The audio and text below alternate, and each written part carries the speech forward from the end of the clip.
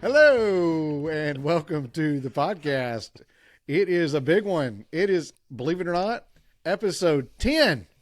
One alt. I mean, we made it. We were big time. I checked the inbox today, and you know how many sponsors we had lined up? Ooh, how many? How many? None. What? Not a single. Nobody cares that we made it to 10 episodes other than us. You know Nobody what? was there. Let's just quit. Let's quit. Nah, I'm having too much fun. All right. Nah.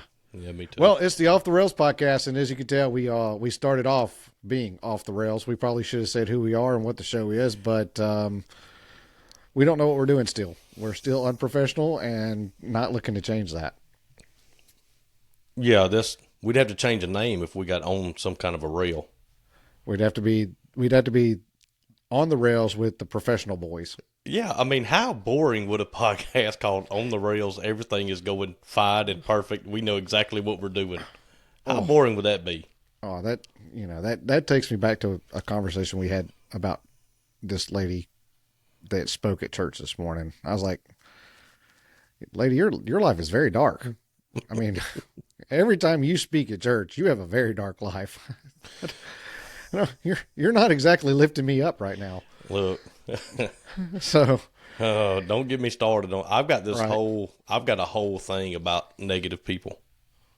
And I don't mean not realizing when something's wrong. I mean just everything is negative all the time.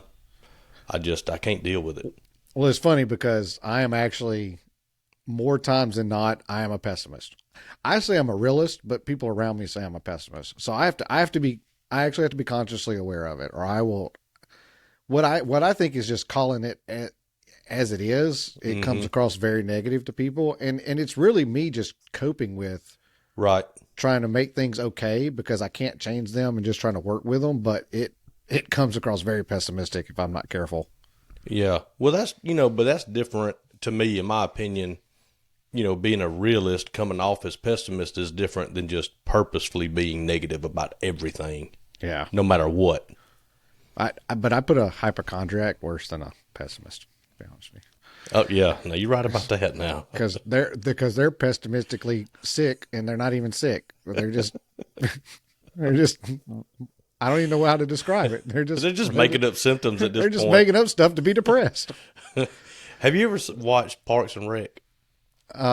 Maybe like one or two episodes, not a big. One of the funniest lines was when Leslie was sick, and Andy, which is the goofball on there, apparently they didn't give him internet on his office computer, and so he Googled her symptoms, and he said, I Googled your symptoms, and it looked like you have network connectivity issues.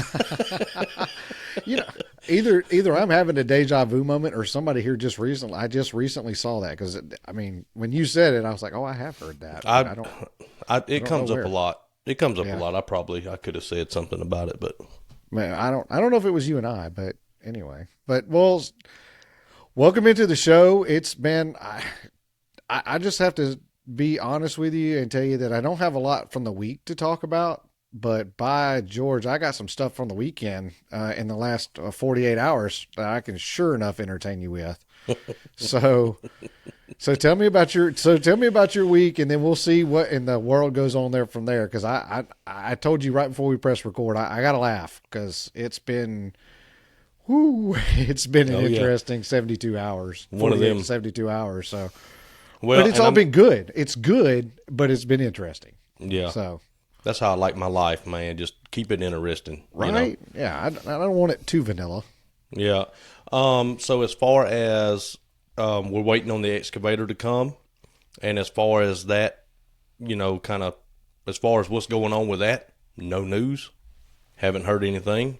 We're also waiting to close on the 2 That also acres. means that nothing went wrong with the That's house right. build. So that's Yep. not, hey, optimism. Yeah. I'll bring you some. The 2 acres across the street, well, not across the street, but beside my land here, I've heard absolutely nothing on that. The neighbor called and talked to the lawyer, the secretary or whatever, and she said, yeah, it's in there sitting on his desk. He hadn't got around to it yet. And then the bank closing on the construction loan, I've heard nothing about that. It's been a big old giant week of a nothing burger. It's almost which like you're in the military. Lots of hurry up and wait.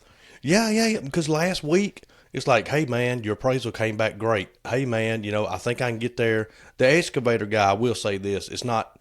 He didn't do anything wrong. We had a lot of rain and stuff last week. I knew by Wednesday or Thursday. I said he's not going to be able to come Friday because it rained, all day long. So Yeah.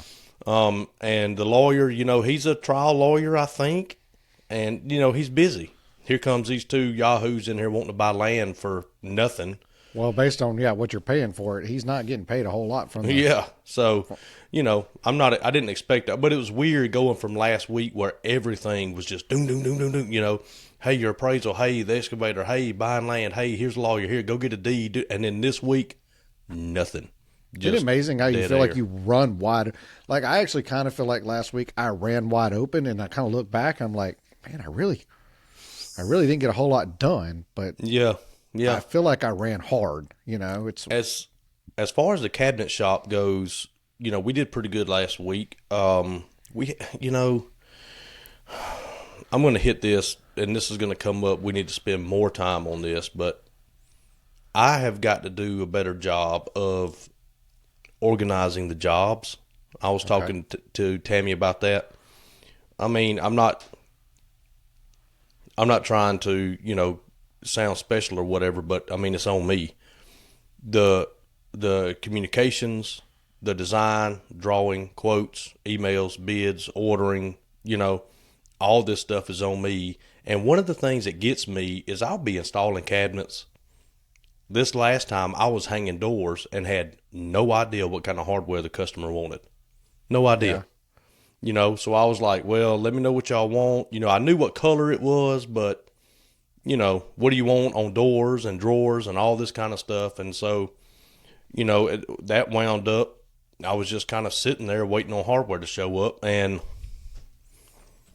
it showed up Friday afternoon. I had to go back Friday and, do a couple of things, hang a couple of shelves and put some built-in tops down and whatever. So is hardware on the customer? Is it on you? I mean, they got to pick it out, but that's part of your package. That's right. Yep. It is included. Because the hardware for me is something I say, hey, that's a cosmetic thing. You pick it out when it shows up. Let me know, and I'll come by and put it on. Yeah, I used to do that, and then they were buying a dozen of them for a nickel on Amazon, and they were like impossible to put on the cabinets. Creating and I problems. said, yeah, and I was like, I can get way better hardware for cheaper. And I said, okay, well, I'm going to start offering, I don't really make money on hardware. If it costs me $2, I don't charge them $4. You know what I'm saying? Right. I mean, I got to do it anyway. I charge for the labor to put them on. Right. And that's all included. But anyway, what that does is that keeps me from struggling with hardware. I know the taps are good, the threads are good, and it's all standard. You know what I'm saying? You don't get crooked ones and ones that don't really work. And well, there's a big difference between me struggling with 6 crappy handles and you struggling with 55 crappy handles. I mean, the scope of the project's way different. Yeah, the last one I ordered, it was 2 jobs, and I ordered 140 for one job and about 150 for the second job. So it makes a big difference if you have, if only 90% of them are good. You know what I mean? Because now you're talking 10, 11, 12. Possibly a second trip. Oh, yeah. And so it's kind of been one of those weeks where we're like, shoot, I got to go back out there and do that, but I don't have the hardware. It's going to be another trip and another trip and another trip. And those aren't trips I can charge the customer because it's not the customer's fault. They didn't change anything. I didn't ask soon enough. So now I'm actually making a sheet where when I walk into your house and I talk to you about what type of cabinetry you want, I want to get everything, there. I want to get everything on the initial visit. Which hardware, the house I just measured yesterday, he has no idea what color his faucets and stuff like that's going to be, so he don't know the color. He knows the style, but he doesn't know the color. So now I've got to remember, hey, stay on him. Get it basically down. need a worksheet. Like, are you doing like a worksheet type thing? Yeah, doing a check sheet, Yeah. And it's hood liner fan, it's hardware, it's any sort of pullouts that they want. I need to know at the beginning of the job, so we can be Almost more like efficient. a customer cover sheet. Like that's the first thing in the folder: customer name, paint color, Yep. Hardware, style and color, pullouts needed, like all the stuff you got to order. Door Yep. count. You could put door That's count it. on the front of there too. That's it. That'd be a good idea. And Drawer count, door drawer boxes. style, yeah, all Yeah. that stuff. So, it's just one of those things that you learn, and I used to be really good about it, and then I just kind of slacked off, and I was like, well, I got time, and my shop has to get away from making all these extra trips, because a big reason is if we go to the job site, I buy the guys breakfast, and if we get done and it's a little after lunch, I'll buy them lunch. If I have the kids with me, that's 4 people.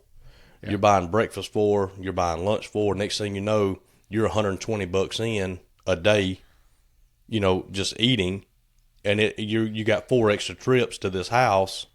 That's $1,000. You know what I'm saying? I mean, by the time you're, $500 just for that one job that you didn't quote, and you shouldn't, obviously you wouldn't quote that, but I'm just saying, there's a lot of things that we've got to change on my end. So you want to improve your efficiency? Is that what I heard? I believe that's what it boils down to. Yeah, I believe it is. Never heard of that. That's an interesting concept. I had it, and then I stopped it. And you mean so you now, can lose efficiency? It can go out the window, and something you've been doing for years and years and years, all of a sudden is not efficient. Yep. Ah, And so I got frustrated. yeah. About the hardware, because then, and it was there that day. I could have had Tammy bring it to me, but they were staining the stairs that day. So there was hardware upstairs, and I was like, well, I can't go back up the stairs now. So I had plus to the wait. trip of having her bring something out. Yeah. That's a cost. We're going to go back. I may go back tomorrow. We'll see. Yeah. And the builder's going out of town for a week, and he's building a house, and I had to go measure his house Saturday. And I was like, I can't tell you exactly what he said, but, a question I always ask him is, I'll be like, man, how are these customers? Because think about it, by the time you get ready for cabinets, he spent some time with these people. Like he knows them. Yeah. And so this was his house, and I was like, man, how these customers work for? And he went to cussing and calling them names and stuff. He's talking about himself. He's a real jerk. Yeah, that's basically what it was. These people are jerks, man. You can't get along with them. I was like, well, I don't know if I want to do this job then, Right. And I always like to ask, how was the conversation like through the process, like the initial process? Like, how was the contact? Like, just give me a vibe. Just tell me. Absolutely. I mean, am I going to need to? I mean, if it's a customer that you feel like from the initial conversations, I'm going to need to cuddle a little bit more and make them feel a lot more, and show them more attention and make them feel better about us doing this job for them. I mean, those are great things to know from hello than walking in the door and spending 15 minutes and learning it. Yeah, and sometimes I'll get, man, this dude's a nut. Like he's crazy. He's got a good sense of humor, and I'll just hit the ground. That's my guy there, man. I'll just hit the ground running and act like I'll go in there and I act like I have no idea how to build cabinets or something, They're like, well, it's my first job. I don't know if we can put doors up there or not, or like, what do you paint cabinets with? What do y'all typically paint cabinets with? And, the builder's over there just shaking his head. Yeah. Those are fun times. Yeah. So no news on anything in the personal life. Last week was a lot of running around. We got a bunch of doors painted, things like that. I had to build a few doors because I forgot to order them. So that was. I know how much you love that. Yeah, that was nice. I did 8 doors this morning. Yeah, they go pretty quick. I mean, once you get it, kind of down. Now your technique, I know, is a lot different than mine. As far as building doors, I do it all. I build shaker pretty much is what everybody's doing now, but I just knock them out on the table saw and get done with it. Clamp them, glue them, clamp them, pin nail them, stab them to the side, do another one. Yeah. You know, but these turned out good, so I can't complain. Yeah, I built a linen backwards. Did I tell you that? Yep. We talked about that one a little bit. So we had to rebuild that, and you know, you got this like cool that. mohawk going right now, just so you know. Ooh, I It's like awesome. that. Yeah. I'm gonna fluff it up some for It's you. got How's that? it's got my attention because the dog just got picked up from the groomer, and we're trying to. He had a mohawk, and we're trying to get rid of it. Apparently, it takes a couple of sessions before it goes away. I'm like, God. You know what I had this morning when I got mohawk up that won't die. I was getting ready to go to church, and I got dressed and all that stuff, and I kind of walked past the mirror and I looked and I was like, "What, dude? I had a cowlick right here. It was like a big old cowlick." Like, And I was bedhead? like, "Yeah." And I was like, "Where did this?" Okay, it's time for a haircut. And so Tammy's in there, you know, wetting my hair down, and she's got this tiny brush. I don't know, it must have come in like a little kit. It's like a baby doll brush, and she was in there trying to brush it out. just trying to beat it down. Yeah, and I was like, Lay 40 years down. old, man. Why am I- Right.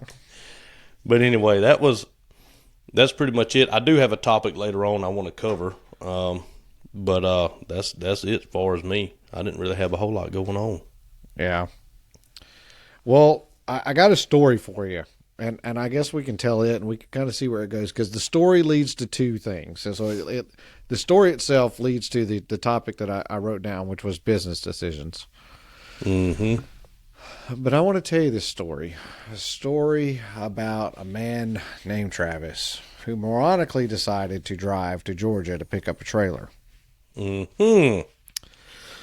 So basically, long story short, looked at the calendar. Once you guys kind of decided that this weekend wasn't going to work for you to come up, looked at the calendar and realized also for us that there's not a good weekend in the next probably 4 to 6 weeks that makes sense to try to go pick up this trailer. Mm. And it's in Georgia, which on paper, according to Google or Apple Maps or whatever map you're using, is like an 8-9 hour trip for us, right? Well, Google or Apple Maps or Waze, whatever app you want to use, can't figure in Hotlanta traffic. Uh-oh. So the trip there was about closer to 9.5 hours there. Not too terrible, right? Yeah. Not too terrible. Just the wife and I went, no kids, no animals. We just went down. We said, you know what we'll do? We'll go down.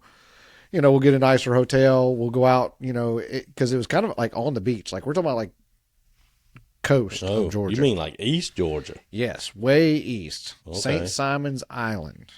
About an hour south of Savannah, like on the water.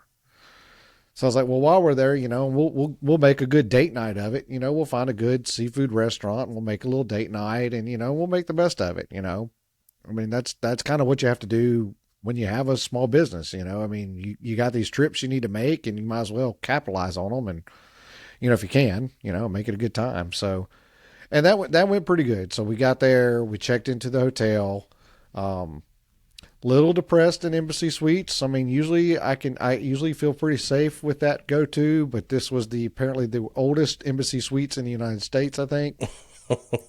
That was somehow attached to a broken down mall. It was weird. Wow. The whole thing was weird.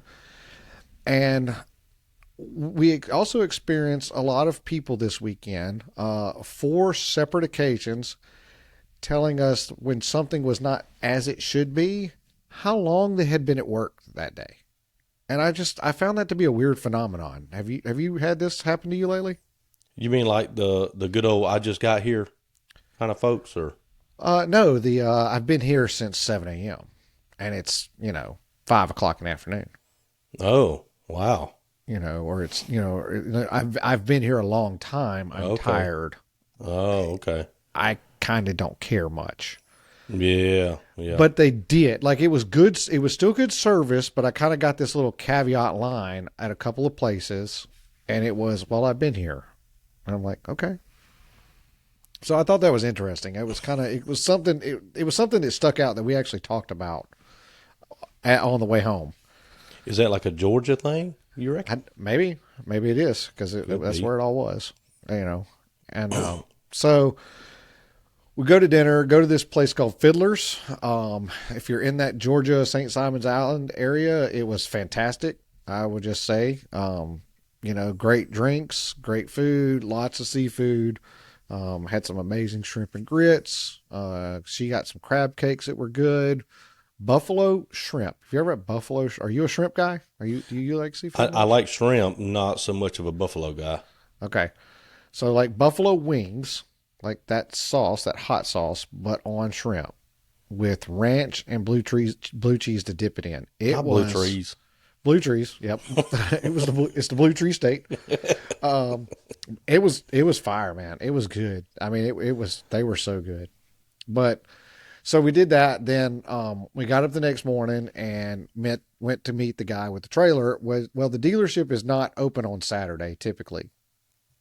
So he was doing me a favor and he brought the trailer closer to where we were staying so that we didn't have to drive all the way to the dealership Saturday.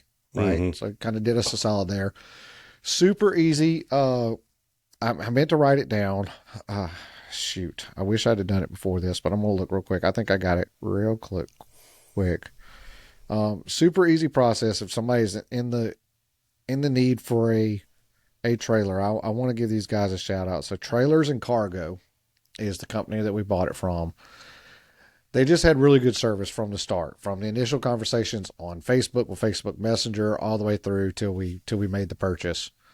And I don't know if we talked about it online, but so this trailer was, the reason why we went so far was it was like $1,500, $2,500 cheaper than anything I could find anywhere close to me. Yeah. And did we talk about this online?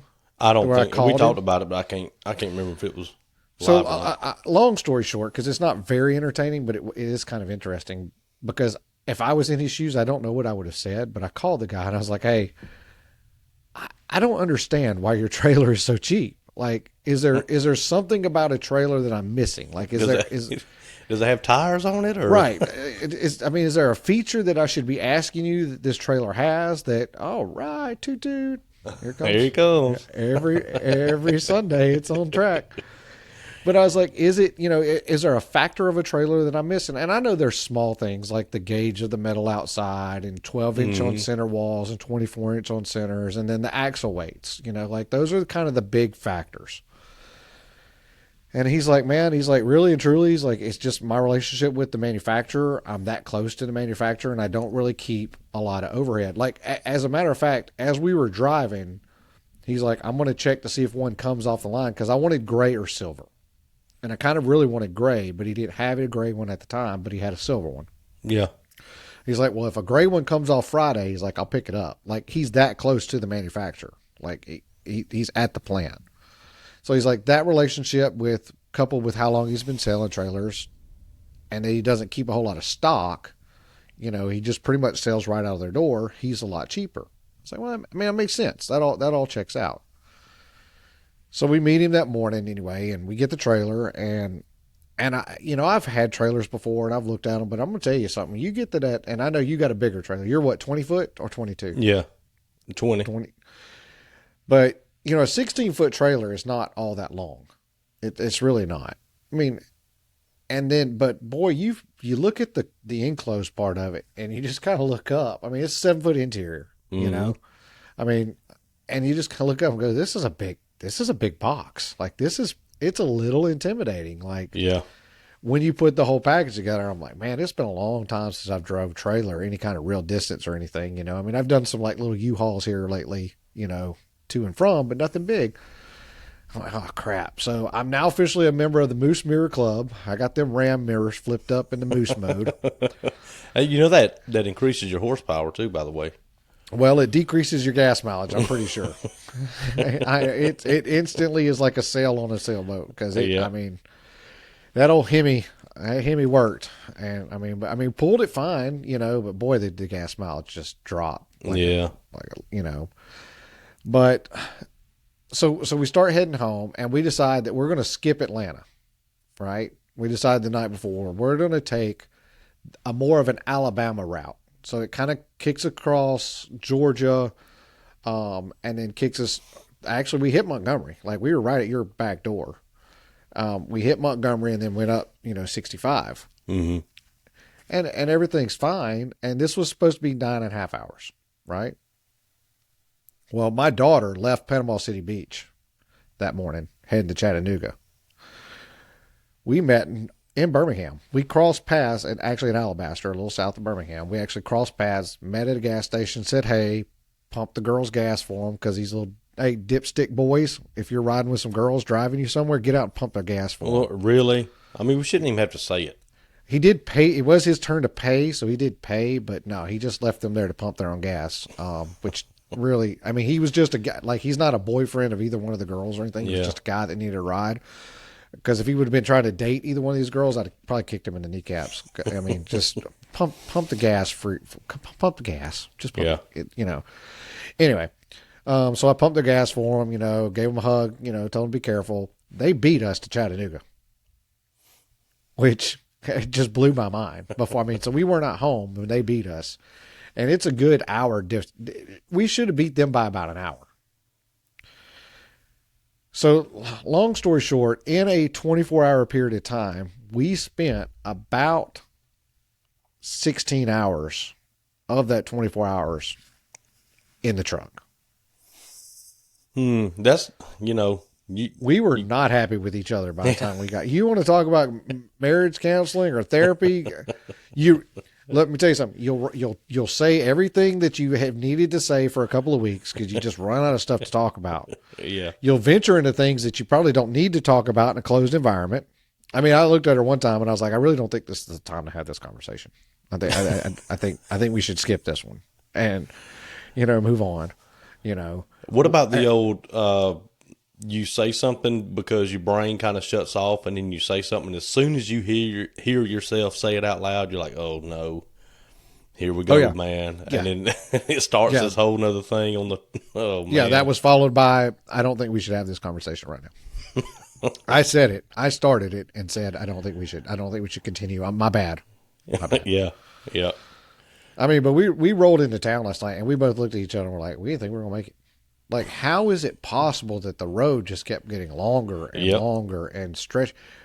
And what was crazy is that there was never a wreck.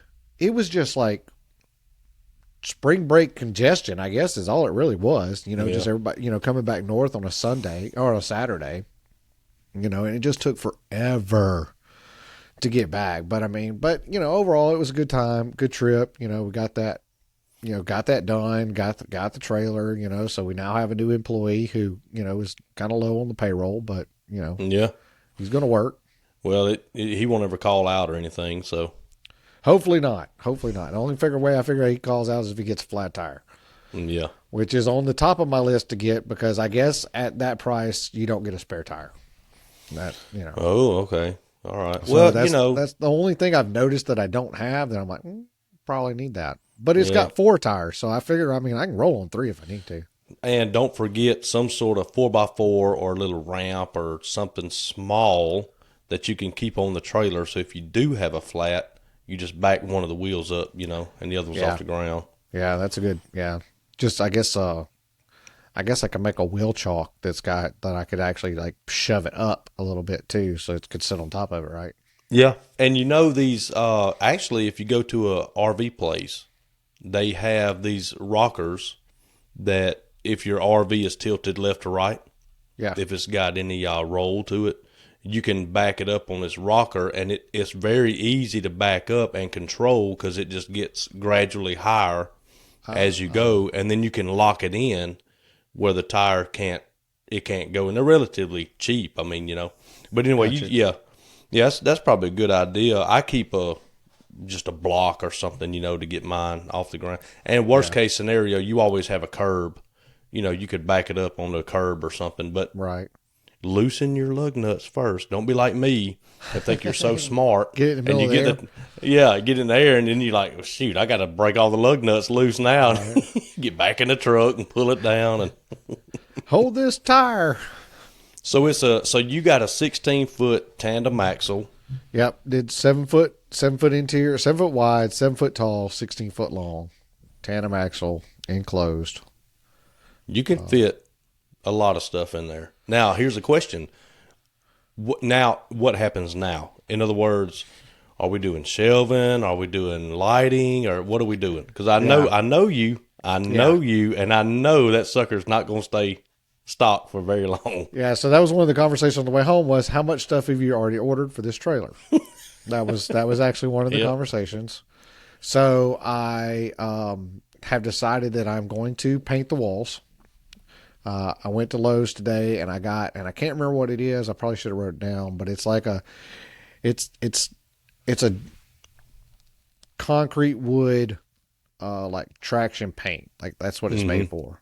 But I watched enough videos on it and it seems silly, but when you paint the inside of the walls, it really just kind of made the trailer look a little bit bigger. It kind of made the lighting a little bit brighter, and it's a relatively light plywood inside, kind of like what's behind you. Yeah. But I was like, you know what? I'm going to go ahead and do it. So, and then I'm going to do kind of the same coating on the floor, but I'm going to mix as many bags of the grippy sand in it that it can possibly hold. Not necessarily for the trailer floor. Let me back that up. I'm going to put some grippy in the trailer floor, and then the ramp, I'm going to put as much grippy sand as it will possibly hold. So it's got a fold down ramp on the back? Yeah, you got a fold down ramp. You're going to love that. Yeah. I guarantee you the trailer, I'm getting close to having to redo mine. All the screws have come out of the front panel. Yeah. So it's just kind of flopping in the wind a little bit. And it's got, the floor's about, it's getting loose on the inside and the weather stripping's coming off and this and that. And, I need to do something. But I've got the two, like, semi-truck doors on the back. Oh, you got the barn doors. Yeah. And man, because sometimes we're like up on a hill or something and the tires are up and it's, knee high on the back. And it's like, well, I'll just build a ramp and I can organize one more thing. You got to take with you all the time and call the manufacturer. And they're like, yeah, we can build you a door, a ramp door, but you might as well sell the trailer and go buy something else. You'll come out ahead. Yeah. Instead of doing that. But now, so it's got the ramp door, and then so I got a bunch of E-track ordered because it doesn't have any E-track in it. Are you gonna do anything on the floor like tie downs or? I don't think so. I can't come up with a good scenario where I really need any floor tie downs. Like I figure if I need to, I can always come back and throw some E-track down, but I really don't want to have to because I'm trying to get to more where I can caster cabinets in the shop, put them on little dollies, and then roll them. I'd really like to just roll them right up the ramp and into the what's this thing called? Trailer. And then and just strap them to the wall and just leave them on the dolly. So I don't really want a whole lot of stuff on the floor from that aspect. But I'm going to run 2 rows of E-track on each side. So I'm going to run a high and a low. And then I'm going to fix the V. I'm not going to put any shelves in it, but I am going to put the V so that I can attach like my ladder. I'm going to leave that permanently in there. I'm going to put some hooks on the E-track to keep a couple of extension cords permanently in there. Yeah. A place to tie down like my miter saw. So the other day when I left that job site, that should be my last time having to pick up the miter saw and put it in the back of my 2500 on top of a deck toolbox. Yeah. Ever again, which, if you've ever put anything in the back of a 2500 Ram before, that's high enough, and then add another foot to it because you got a deck drawer system in it. Mm-hmm. With what's a miter saw? 200 pounds with the stand and all, probably? Probably, yeah. 185, It's heavy, man. But not only that, it's awkward. It's trying to tip over and all that stuff, and it's a mess trying to deal with it. Yeah, and I'm by myself most of the time. So like you got to put it up, I got to get it on the tailgate first. So I got to put part of it on the tailgate, walk around, lift the other part on the tailgate. Then I got to grab the handle, spin it around, and then kind of, walk it up the decked box, because I can't reach over I'm only 5'9", so I can't reach over the tailgate and pick it up because I'm too short and it's too heavy. Like it's, a great combination. So yeah, hopefully that's my last experience with picking that stupid thing up. And then my Milwaukee pack out system that I finally got, which I love, and we can talk. We can go back to that another time. I don't want to go down that road, but I got the drawer system and I got the dolly system that hooked to it, which I love. But if you got a pickup truck, it's not. You know, you got to break it all down every time. Yeah. You know. Yeah. I would do like, we all have things that stay on the trailer. Yeah. I've got certain things that absolutely do not come off of that trailer, like, a ladder, extension cord, things like that. And if you can find, a fast way, like just for example, you roll your miter saw all the way to the front and you can tilt it up and have some wooden arms, that kind of come around and strap around the miter saw, and you can click them on the wall or whatever you want to do. That would be good. I'm not a fan of like keeping a permanent strap in there for things like that, because now you're fiddling with it and you got the working end just going all out and all that stuff. And yeah. I would think either or that, or like a bungee strap, something, but you want something where you don't have to spend all day trying to. Well, what I'll probably do is put with the E-Track, I'll put the eyelets in the E-Track. Mm-hmm. That way I can just run a ratchet strap from eyelet to eyelet real quick. And, and then that ratchet strap can move around. And then I'll have E-Track straps that have the actual E-Track buckles. Yeah. For the cabinets and all that stuff. But it's just. Here's something I've always wanted to do. And I don't know, I guess you could do it, but I don't know exactly how much room you have inside, because like the crown I get is 16 feet. Right. But I want to put a couple of like basically just U-bolts or something along the roof so I can slide the crown in, and have it up off the floor. Because don't forget, man, I mean, you got a lot of storage up there that a lot of times you won't use, for things like molding and that sort of stuff. Yeah, I want to put because we have a situation like we don't use a lot of scribe typically, like a lot. We build wall to wall and try to scribe to the walls as much as possible, because it's it's less project than a big a full kitchen. It's so it's easier to do that with a smaller project, but. Like you just have sometimes where the walls are just so bad you can't do it, and then so if you're not planning on scribing, it turns into an extra trip. So I'm gonna put a few sticks of shoe, a few sticks of scribe, and stuff like that in the top, and I'm just gonna do like a rope and a slip knot. I'm just gonna tie it and pull it all the way up to the ceiling, and then when I need it, it's there and I can pull it down, and then I'll tie the crown up there as well. Yeah, put some padding or whatever you want to do up there. But the bad part for me though is with crown is a lot of times, because I'm post construction, I'm having to wait till I get a piece down to be able to take it and match it. So a lot of times crown is another trip for me, which really sucks a monkey. I mean, it just sucks because sometimes it's just a long ways to go for 10 minutes crown. I want you, when you come down, there's a couple of sawmills we're going to go to, but we're also going to go up and we're going to meet my crown guy, the guy that makes all the crown and shoe mold and stuff like that. You talk about, I mean, he's amazing, man. Like, we'll go grab lunch and then we'll go over there and we'll spend a couple hours with him. And that'd be cool. He's an old head. You know what I'm saying? Yeah. He's been in this game a long time. He talks like he's got a southern drawl and it's slow but anyway, I've got some places to go. Now, speaking of shoe molding, this came up. So down here, this is for all you other people that might be listening elsewhere. The topic on the cabinet page of shoe mold come up. Did you see that? I don't know if you saw it or not.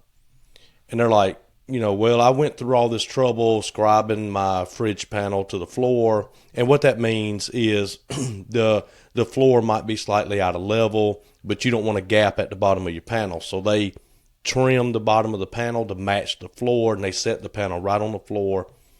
And then the GC, the general contractor, comes right back in and puts shoe mold, and the guy's like, well, I did all this work, just to cover it up with shoe mold. And it's interesting the amount of people who just think shoe mold is, I mean, they poo poo all over it. And here's the deal.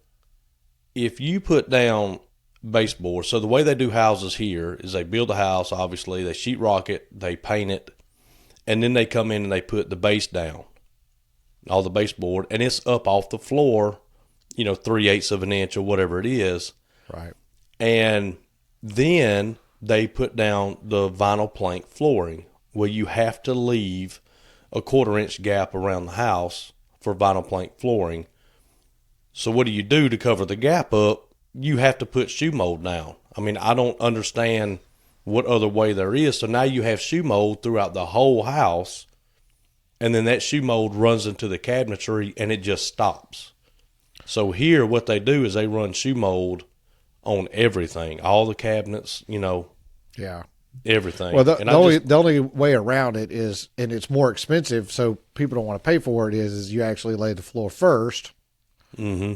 Then you have to cover and protect your floors so that they can come back and they can put base.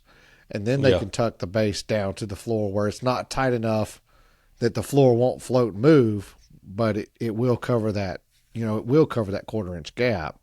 Yeah. But it's a more expensive process, and a lot of people don't want to pay for it. But I mean, I would say it depends on where here the house is. Like the neighborhood that I'm working in right now, where it's $4 to $6 million houses, there's very little shoe.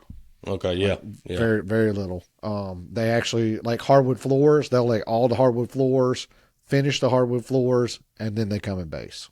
Oh yeah. That's a whole nother demographic than, just your basic When everyday you get house. when you get out of that neighborhood, say you go to like Mount Juliet or Nashville area, and you're in the $500,000, $300,000 homes, you'll start to see some shoe. There was actually a debate the other day on one page that was like, do you want to see LVP, a luxury vinyl plank, luxury vinyl plank in a $1 million house or not? And I was like, man, that's just so opinionated. Like I don't.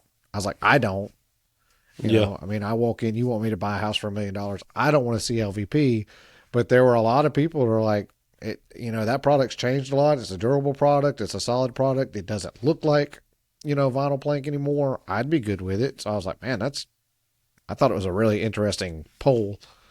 You know what I would do if the budget allowed?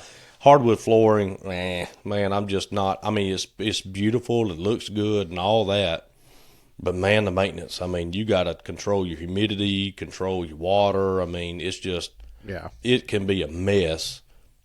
I would go porcelain tile. We did that in our last house, and porcelain tiled everything, and it looked like old rough cut lumber.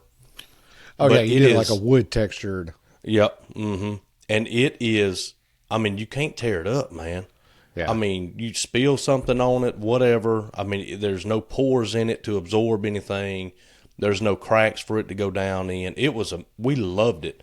And I'm surprised we don't see more of that, Wait, you know why you don't see it here? Conventional floors. Oh, yeah. Moves too much. Yeah, you can't do it there. But that's when you're not on a slab. And by the way, shoe mold, we refer to that. A lot of people call it quarter round. It's technically not quarter round, because quarter round is a quarter of a circle. Right. And it's equidistance from the axis both ways. But shoe mold is like wider than it is taller. Technically. I call it quarter round. Yeah. Yeah, it's just all the same. And the only reason that would ever matter is if the builder tells you to go get shoe mold and you get quarter round. Yeah, you're not. And it don't match. But like I said, I got one builder that calls Mr. D is what we'll call him. And he goes, hey, Mitch is going to come get, and dude, I get like 600-700 feet of crown at a time. Yeah. And I keep it in the shop. And then I, calculate how much we need for the job and paint it, whatever, and I go deliver it to the job site. It's a good system. I like it. So you do like you paint all the crown for everything? No, just what's on the cabinets. Oh, okay. Crown and shoe mold for the for whatever's touching the cabinets. Then he does a different trim carpenter for the rest of the house if they're doing crown other places. But the same trim carpenter hangs it on my cabinets. I don't hang crown or quarter round. And I'm a little jealous of you there then. dude, I mean, think about it. You know what I love right next to painting? Crown molding. Cutting crown, yep. And I kind of worked this thing out with him, and I said, listen, it just takes me because like I don't want to have to come back and do a lot of caulking. Yeah. Right. I want it to be right, and it takes me forever to run crown. And I told the builder that. I said, it's going to take me 4 times as long to run the crown than your trim guy, which means it's going to cost more for me to run it than your trim guy. But here's a trade-off. I'll go get it, I'll paint it, and I'll deliver it to the job site. All he's got to do is hang it. Yeah. And they're like, okay. And now that also protects me, because if you go, just like the people at the hotel, you go to Lowe's and get a gallon of Snowbound mixed up, and it's a new guy, and he doesn't clean a nozzle or whatever happens, and then I get my guy to make Snowbound and they don't match, I'm going to blame the Lowe's guy, and the trim guy is going to blame me. Because he's been there since 6 o'clock that morning. That's right, and he's tired, and he wasn't paying attention. He typed in the wrong code. He added an extra quarter shot of black to it, or whatever the case is.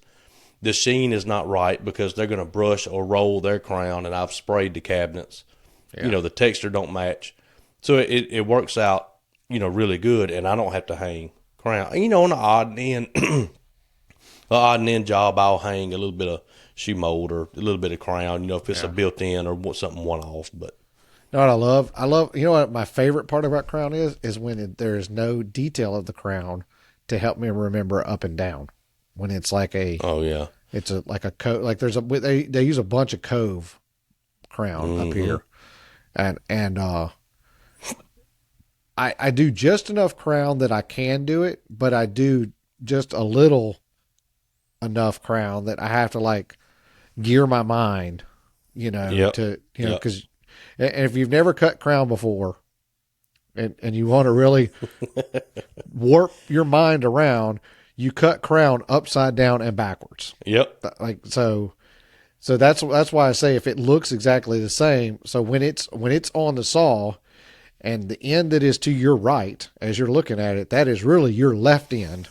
Yep. When you put it on the wall, and boy, it will twist you. It'll get you twisted. I did a job when I was doing the remodel thing. I hung a bunch of crown, and then they wanted the homeowner. He did a really good job, but he like coffered the dining room ceiling, and he did a good job with it, but he didn't want to do the crown, so they kind of added that, and it was just 45, 45, 45, 45, 45, 45, 5. And I was like, oh man, so I ended up making a jig, but I had like pieces out at my saw that I'd cut, and then I marked inside left, inside right, outside left, outside right. And then when I'd walk back out and go, all right, I got the outside, I'd pull my jig up to remember which way to turn my saw. Cause I did, like I said, I'd done just enough crown at that point in time that I really needed, I could do it and I could get it right, but I needed a tutorial to kind of remind me. Yeah. So I didn't create a lot of waste, Yeah. And that's the thing, because the piece you mess up on is not going to be the 8-inch piece. It's going to be the 8-foot piece. And it comes out, you cut it backwards, and now you're out. And that actually happened on that job, the last job. The builder called and said, I need 8 more feet of crown. And I said, dude, I'm sorry, man. I thought I gave y'all plenty. He's like, oh, you did. He said he just, for whatever reason, he had to put a seam in one of them. And this builder, he don't do seams. He's like, nope, that's got to come down, and we got to do that again. So I got to make him an 8-foot piece to go up there and hang. Not a big deal. It's another one of those, it's the relationship with the builder and all that you've worked on over the years. And he calls and he's like, hey, I need another stick of crown. It's like, all right, cool. I'll get it and go drop it off, and we move on. Give grace to get grace. That's the way that works. Yeah, because that guy that was commenting today, and that's a good segue, so I'm going to go ahead and hit that. There's people out there that would tell that builder, well, I'll do it, but it's a $150 trip charge, and I got to charge you $60 for painting it, and I got to charge you this, got to charge you that. And, it's just, that's not my cup of tea, man. That, because you're going to mess up one day. And then they're going to do you exactly like you have done them. Yeah. And so the topic of putting hardware on came up. Okay. And this guy was asking, what do you guys charge to put on hardware? And I said, well, I charge 2 hours of labor and it's this much money. And he's like, you hang 100, 120 pieces of hardware in 2 hours. And I was like, well, no, I drill the holes. Joseph, who is 11, he goes and puts all the screws out. And then the other kid, will start screwing them on, and Joseph will start screwing them on. And so I've got 2 other people helping me. It's just screwing hardware on. It's not rocket science. Yeah. So I said, well, I just charge them 2 hours to do it. It may take us, 2.5 or something with 3 people, doing it. Do you have kind of an algorithm based on the doors? Like, do you look at it and say, all right, so this job's got, let's just use easy math. This job's got 10 doors, versus this job's got 20 doors. Like, do you have some kind of algorithm for like how big it is, like how many hours you base that off of, or do you just kind of base it on 2 hours regardless of? Yeah, because I would, my average is 110, 120 pieces of hardware. Okay. You know what I'm saying? So job after job after job after job is always pretty much in the low hundreds of pieces of hardware. So I just kind of put a number in there on it, and I said, okay, now if I do one vanity for somebody, obviously I don't charge them $100 to hang 6 pieces, Right. But that's the average job. Gotcha. And just what I call a full house. We have full house jobs, and then we have partial house jobs, every now and then. So yeah, it's just, and he was like, and this dude comes on there and he's like, that's a lot of liability for, $100. And I was like, liability? I said, what you mean, my guy? What liability? You're drilling holes and you're screwing on hardware, And of course he didn't answer.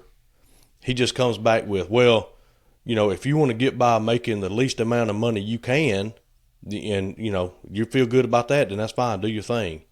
And I'm thinking, what's your problem, dude? Like, wait a minute. I'm not following his logic at all, to be honest with you. Yeah, because I said, okay, I'm pretty sure you have a labor rate, all right? And if your labor rate is $50 an hour and it takes you 2 hours to do something, do you just automatically add more money to it because you think it's worth more money? And I said, if you can do that and you can just go outside of your labor rate and name a price on something and you sleep good at night, then do that. But I'm not in the business of, trying to rip people off. It's like your labor rate is $50 an hour. It takes you 2 hours. You charge the customer $100 to do it. Right. You don't charge the customer $200 to do it, even though it only takes you 2 hours and it's just labor. I don't understand that. Well, no, I would do that. Now, when I was doing the handyman thing, and this is where I kind of see the difference, if I thought it was going to take me 2 hours, right? But it was one of those items that had contingencies, right? Like, right. Once I open this up, this onion could have some rotten layers, and so what I would do in those situations, I would quote like the worst case scenario labor, mm-hmm. and then deduct from that what they actually owed me. Not, well, I think 2 hours unless. And then we'll just figure it out from there. I never went that way. Yeah. But there's no contingency for hanging door handles. The only contingency for hanging door handles or hardware on doors is when you screw up. And if you screw up and you misdrill a door or something, that's not the customer's fault to pay for anyway. That's right. Your screw up. I just, basically what he was saying is, I wouldn't charge that for 2 hours worth of labor. I would charge more for the same 2 hours of labor. Like either way, it takes 2 hours to do this job, no matter what the job is, and is your labor rate. If that's a standalone, like if that's all he didn't build the cabinets, maybe? No, I don't think so. He was just like, well, if you want to go by and just make the least amount of money you can. And so I went back and I said, well, if you want to live and try to rip everybody off as much as you can, yeah, I'm just trying to find a scenario where this guy's I'm trying to find a scenario where his scenario makes sense. I'm thinking like, okay, like, so maybe I didn't build the cabinets, like that's not my job. And somebody calls and they say, hey, I've got, some kitchen cabinets and I need the door handles changed out maybe. And I say, well, all right, well, that's going to take me 2 hours to do it, but it's an hour there and an hour back. So 2 hours of labor is not really going to cover my cost for this job. So I might need to charge a little bit more because that's the only skin I got in the game. Does that make sense? Yeah, but if I built the cabinets, then I've Right. made money off of building the cabinets. So I need to stick with the program of what's there. But Yeah, and he's a cabinet builder. I mean, this is just like me doing it. I mean, he knows, what to do. But it kind of rubs me the wrong way when I hear people and see people say that because they're like, oh, well. And first of all, what kind of liability do you have putting a handle on a door? Like, do you realize how much more liability you have screwing cabinets to the wall with plumbing and electrical and gas lines and phone lines and data lines? Drilling a hole in a door to put a knob on is not that much liability. I don't get what he's saying. I'm sure. And he still, he still hadn't answered me, of course, because he doesn't. I guess he kind of. I don't know what his deal was, but anyway. I love Facebook debates. I got in one the other day about taxes with a lady. I was like, "Come on, get off of it." She told me I didn't pay enough in taxes. Oh, really? Yeah, because I believed in using the tax code to get every deduction I possibly could. Yeah. Because I think it was. Were you in the conversation where the debate? So the thing, and I meant to talk to you about this, but what the conversation was, paying your children, because you could pay, we can pay our kids $12,000 a year, tax free. And she's like, I just don't think you should do that. If your kids, you can't just hide money over there. I was like, well, my kid's earning that $12,000. Well, you're not hiding it though, right? But irregardless, the rules say that I can do that. The rules say, and the rules don't say that I got to show video of this kid earning this money to pay him anything. Like the rules say that I can pay a minor who lives in my house out of my business. I can pay them up to $12,000 a year untaxable. That's what the rule is. Yeah. Don't get mad at me for using the rule. So what are you going to do? You're going to how would you even not do that? Would you go to your tax and be like, hey, my son made $10,000 this year by helping me. He needs to pay his taxes. Guess what the tax lady is going to say? There aren't any. Yeah. Like, I can't charge you taxes for that, And it's then my question was, well, what should I be paying in taxes? Because she told me I wasn't paying my fair share. I said, so what amount of money should I be giving up? What amount of my money should I be giving up? Guarantee it's lower than what you less actually than paid. what I paid. Yes. Every time. Yeah. Every time. I was like, done. Make that a rule. I'll take it. I think you should pay 20%. At least 20%. And I was like, oh, hell yeah. Sign me up. I'll take 20% all day, every day. Yeah. Yeah. Anyway, sorry. I didn't mean to derail. I derailed you. I didn't mean to. Well, don't look. I try to stay on pretty much neutral ground, but eventually, how I feel about things is going to come out. So I'm just trying to hold it. I'm with you. But yeah, being that rubs me wrong. Now, like I said, if you're a welder and somebody says, "Hey, I need you to fix this," well, man, you don't know. You may have to straighten it first before you fix it. You may have to do some extra grinding. Yeah, then you quote the job that way, and you say, I'm going to quote it for 4 hours. I might be done in 2. Right. I'll let you know. Absolutely. But when you're literally saying, I know this is going to take me 2 hours, but because of what it is, I'm going to charge more per hour. It's not, you reap what you sow when it comes to this kind of thing. Maybe if you're like the only person in, I don't know, a 6-hour drive that'll do whatever this task is, maybe then you can justify like that. Hey, I am the skill. Because maybe you've got a machine, like a really expensive machine, right? Yep. That you have to use to do this process. So you're like, well, it's going to take me 2 hours. My normal rate is $50 an hour, but because now I have to use this machine for this task, and this is $100,000 machine. When I break this machine out, now my labor rate is $70 an hour. Oh yeah, but that's but again, that's completely understandable. I know. Yeah, I'm trying to find this guy's. I'm trying. If you say this job's going to take me 2 hours and I charge $50 an hour, ooh, that's going to be $450. Right. I mean, you know, it's like I don't Yeah. understand. Speaking of welding, Like I don't know what. Just I don't know. Wait a minute. Okay, you still with us?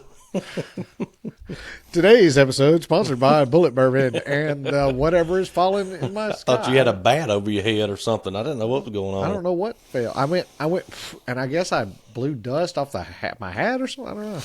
By the way, I'm getting you a hat and I'm going to ship it to you. I'm not going to tell you what it is. All right.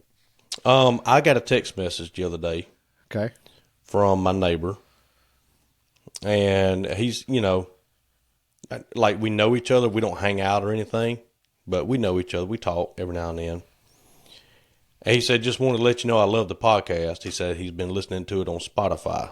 Oh, nice. And he says, but this is the part I wanted to say. He says, yes, great advice. I'm picking up work today. I'm going to start welding in my shop, but I'm going to keep my job, LOL. But great advice on things. So here's a guy. Nobody's gonna spit on your parade for doing that. Go after it. And so here's a guy that's kind of, and there's another person I know, you know, years ago that did the same thing. But anyway, here's a guy, and I'm not saying it's because of us, but he's listening to the podcast, and he's going, credit. I want credit. He's listening, and he's like, well, shoot, you know, I'm gonna start welding a little bit at the house. You know, yeah. And I guarantee you, all he has to do is go to work and do what he says he's going to do, and he'll have people lined out the driveway, man, at 100% of the time. I gotta hawk down a welder this afternoon. Actually, I'm gonna put wheelie bars on the trailer. Wheelie bars. Well, they're not really wheelie bars, but they're steel rollers. I'm gonna put them right under the end of the trailer. I mean, I'm gonna try to keep it from bouncing off a low thing. So they're steel rollers, and you just weld them to the bottom frame so that when you come off these stupid, you know, gas stations and whatnots, hopefully you pull it on those rollers instead of wham and bending and folding. You get a little roll out of it.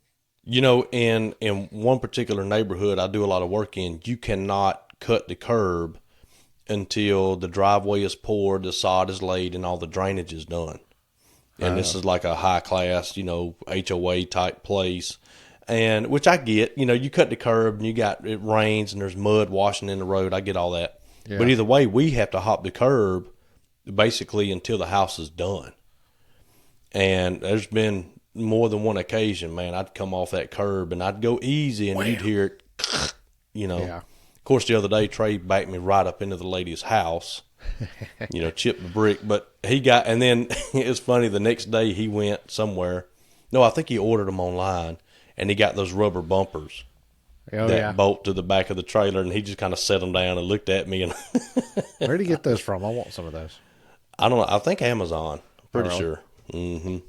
I want some bumpers. You know, like the inside of a U-Haul truck, that rubber bumper that goes against. I want some of those. Yep.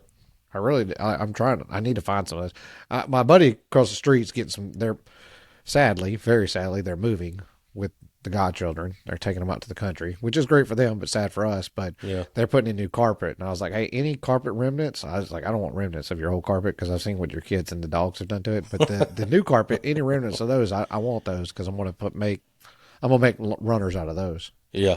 So that the cabinet's not rubbing on the E-track. Mm-hmm. You know, kind of keep it off the wall. But I have to show you. I want to take a picture. I may have one. I don't know, but I want to take a picture one day of a loaded 20-foot trailer with like 30 cabinets in it, and just kind of show you how we have to deal with that. Stacked like cordwood. Oh, there's a very specific way. We'll put a cabinet on the trailer, and then we'll come back and talk about the next cabinet, and we'll measure an opening, and we'll go find a cabinet that meets it, and we'll go put that on, and it's just, it is Tetris, man. You can't put them on in the order you would like them to be. You got to put them in an order that they fit. Yeah, that's right. You got to put them in an order that you can.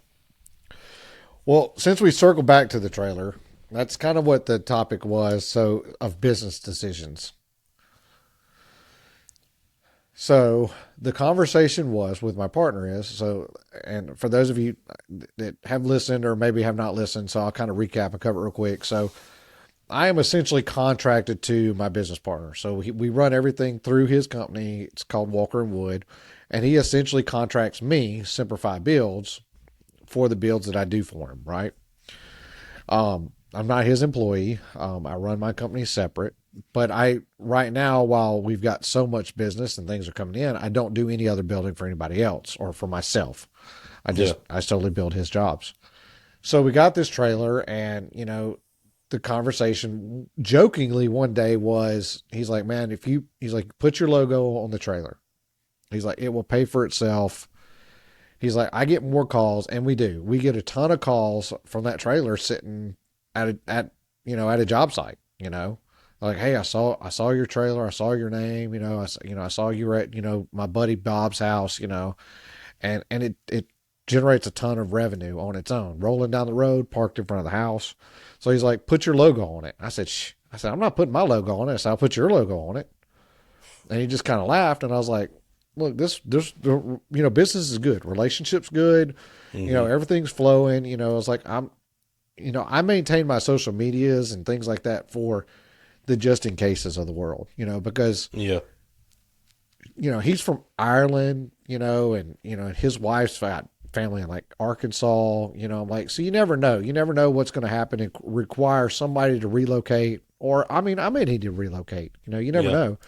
So you want to maintain, I don't want to like just be lost, and have my business name lost and just kind of disappear. So I still work hard on my social media, and I post a lot, and, try to keep, tabs of all my jobs, but like I always tag him in everything I do, and he reposts my stuff, and we don't hide it. Like, he reposts my stuff as Simplify Builds. Like, we don't hide what we're doing, but we also don't advertise it. Like, he doesn't have a customer meeting and go, okay, well, I'm going to have Travis with Simplify Builds. He's going to do your project. Travis is going to come and, he'll come measure and he'll be your builder. So when I actually got the trailer, I was like, hey, do you want to logo the trailer?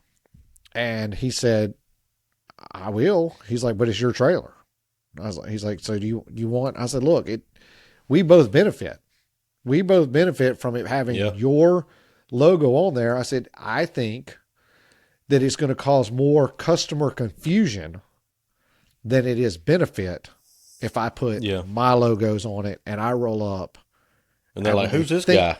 Right. They think they're doing business with Walker and Wood, and they are. They're writing the check to Walker and Wood. They're doing business with them. But what you can't explain to them is, well, if you solely waited on Walker and Wood to do your build, you'd be waiting another 8 or 9 months. Mm-hmm. Like, just Walker and Wood alone can't get to it. So while business is good, he is able to help and farm out jobs to like somebody like me. So I told him, I was like, I feel like the relationship's good enough. I feel like the business is good enough that it just makes sense that we put your logos on my trailer. Yes, it is my trailer. The title's in my name, but it doesn't make sense to create this situation of customer. Because here's what I would say. If a customer rolled up to my house and I realized that I was being subcontracted, so to speak, I would wonder, well, what's the markup? Mm-hmm. Like, exactly. How would this have been cheaper? And the reality is it wouldn't, for us, the way we do. Now, that's not going to be the way with everybody, but like, if I quoted it, I guarantee if I quoted it versus him quoting it, we're going to be within like $100 or $200 of each other. Yeah. Because we've talked about pricing. I know how he prices things, and I know how I was pricing things prior. So like, we're very closely in line. Like, what he makes off of the things that I do for him is very, very small. Mm-hmm. What he benefits from the bigger social media presence of being able to constantly post projects. Like, it looks like he's doing 15 projects a week, and he is, but they're being done through some subbing, Yeah. And it makes perfect sense. But man, you don't think I would wear, like, if these 2 builders I work for, if they gave me a T-shirt with their construction name on it, dude, I'd wear it. I'd wear it out because Right. guess what? Now they get a house, and I Right. get to do the cabinets for it. So it's absolutely.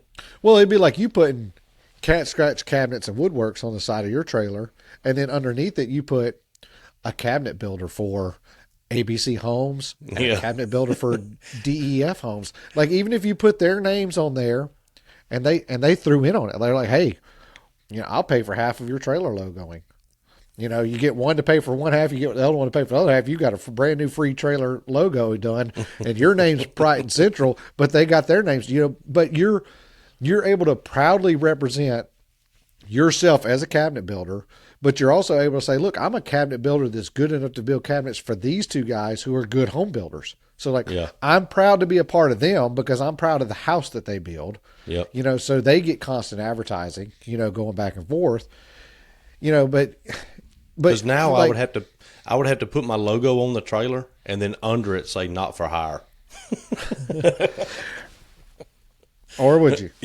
Not for hire right now. Right. And then I could make the right now magnet or the not for hire Peel off, peel on. It'd just be a magnet. You know, Like, is he working this week? Oh no, we gotta wait. We gotta No, wait to pull yeah. that magnet off. but I mean, you never know. I mean, you never know where you get it. You get a phone call where it ends up where something like Trey and another part-time guy that you have on the side that you're like, hey Trey, you guys, you've got this little build. You got this weekend. You got this weekend to do it. Here's you a bone. And Cat Scratch is going to make, you make 5 or 6% off of it, and you oversee it and make sure it's got the quality, of your name, but they're doing most of the work for you and you're working over here, making your main money. Yep. It's all farmable, but so the question was, does that make sense? No, does it make sense to leave my name off of it completely, and go with the bigger name, that's got, and I hate to admit it, but it's got more brand recognition in the area. He's got a bigger following than I do, he's gotten in with some bigger social media presences and some bigger followers, from that aspect. So I don't know if it's the right decision or not. It feels like the right decision. It feels like a good decision. I'm really not, I'm really more just talking about it to have a conversation because I'm not questioning it. There's no question in my mind of whether I should do it or not. Unless somebody can point out a significant reason. Have you thought about doing both? I thought about doing both, but I just thought about how weird it might look too. I'm like, I can't figure out a way to do it where it looks right, And subsidiary is it's a hard word. Yeah. You want to kind of avoid that one.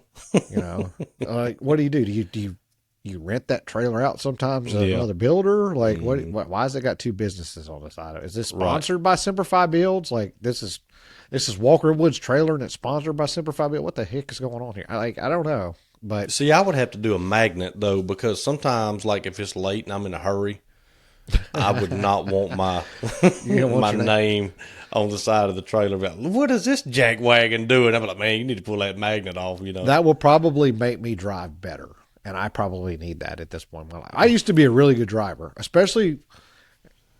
I hate to say this because people are going to go, I've seen cops drive. They're terrible drivers. But when I was a cop, I was a good driver. Yeah. I am a terrible driver now. Like and I admit it. Like I can't hold focus. I don't know what's going on. So I'm hoping that it will actually make me, plus the fact that I got this, other automobile that's attached to me, back there, that I have to pay more attention anyway, go a little slower and, be a little bit more deliberate in your actions, to not damage it. I don't want to, destroy $6,000 worth of, trailer in the first 30 days, but yeah, so that was the kind of the business conversation, of the week, with my wife and I was, is this what we want to do, and the other bonus, which I don't guess that anybody really needs to know about, but I'll throw it out there too, is that he's wanting to pay for all the logoing. Mm-hmm. So I'm not out anything for the logoing. Well, but that benefits him as well. It's just like getting a billboard. And that's what tells me that it's a good idea, because I feel like if it wasn't a good idea, he wouldn't want to pay for the logoing. Yep. Yeah. It's, it's the same thing when I'm talking to people who are building a house, they're like, hey, you work with builders, can you recommend one? And I'm like, absolutely. Now, Yeah. this one is not going to be in your area. And I don't know if this one's going to, go to your area or whatever. But if you can get, this is what I tell them, if you can get one of these two builders, you'll be fine. You Yeah. know, you won't have to worry about anything. Well, even with that, you can say, look, this is a great builder that I would recommend. He doesn't come to your area, but I'm very confident that he would not recommend somebody in your area. If he knows somebody that's in your area, he wouldn't recommend them if they weren't a reputable builder themselves. Right. So like Yep. you can be straight up and say, I've done that before, like plumbers. I've said, I don't have a clue where, well, I don't have a clue of a plumber in your area, but this is a plumber I know who does really good work.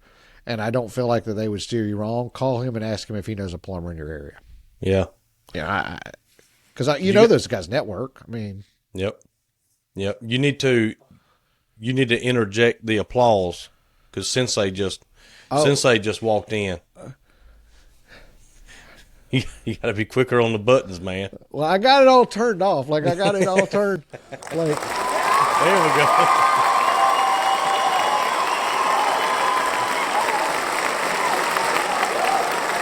All right. Yeah.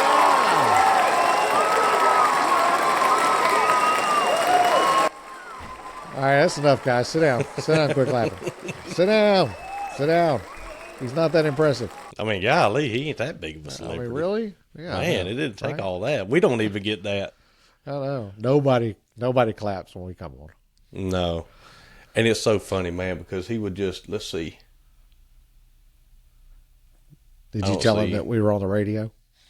Yeah, he came in and he saw me, and he was being real quiet. But he'll snatch that door. He scares me to death, man, because I'm in his office, You think and it's he'll the just police? boom. He snatches, or either that, or he'll come up to the door. He'll sneak in, and he'll come up to the door, and he'll just start pounding on the door. And I'm in here watching YouTube or something, and he'll scare me to death. But yeah, you've met him before, I think.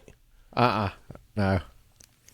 Yeah, well, he's here. He stops by all the time, and he wants to come and see what I'm up to and all that. And I can't wait to have him on.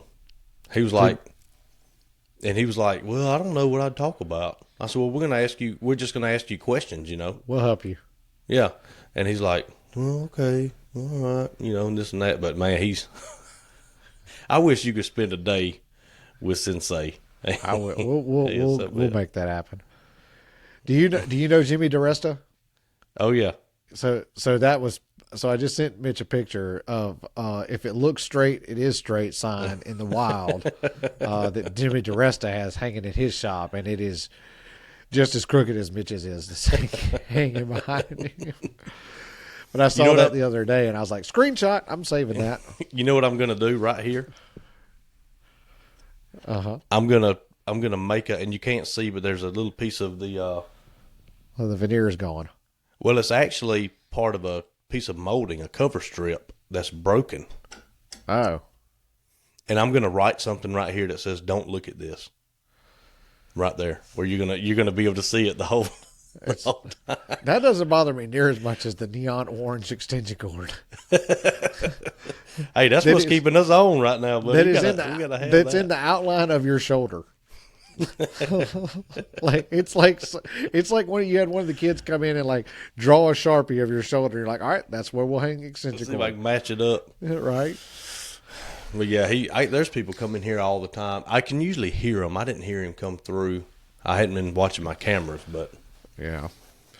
Well, I was going to tell you too. I was telling you I needed to laugh and I needed just kind of like decompress from this trip. mm-hmm. Everybody's crazy about Buc-ee's right now. Yeah. Buc-ee's, you see a Buc-ee's, you're supposed to stop. My parents stopped at 3 or 4 Buc-ee's on their way back from Miami from their Panama cruise. I'm like, they're all the same. He's like, wow, I just wanted to look, want to check them out. I was like, they're all the same. It's 9 million gas pumps, 9 million people, and the best brisket tacos that you can buy. Yeah. Like they're crazy, but I was so disappointed. We stopped at the one, I don't know, it's a little south of Chattanooga in Georgia. We stopped at one, and because we needed gas, and I love their brisket tacos. I'm not gonna lie, I think they're amazing. Have you been to one? Have you? Oh yeah. So you've indulged. I am a fanboy of Buc-ee's. I am. I am a fan, but it's also, well, once you've done it, you've done it. It's like it does kind of lose its luster. But if I'm hungry, especially, like I want to try to get to that brisket. I do. Yeah. Now you're going to pay for it. Oh, dear God, yes, you're going to pay for it. You're going to pay for it dearly. So the first thing I want to do is a public service announcement to everybody. Buc-ee's does not sell brisket tacos after 11 o'clock. Did not know that. Me either. It just turns to brisket sandwiches and all that stuff. But the tacos, now they still have like the burritos over there. There's still burritos, but the brisket tacos go away. So very disappointed. I missed it. Well, you still have the wall of jerky, so.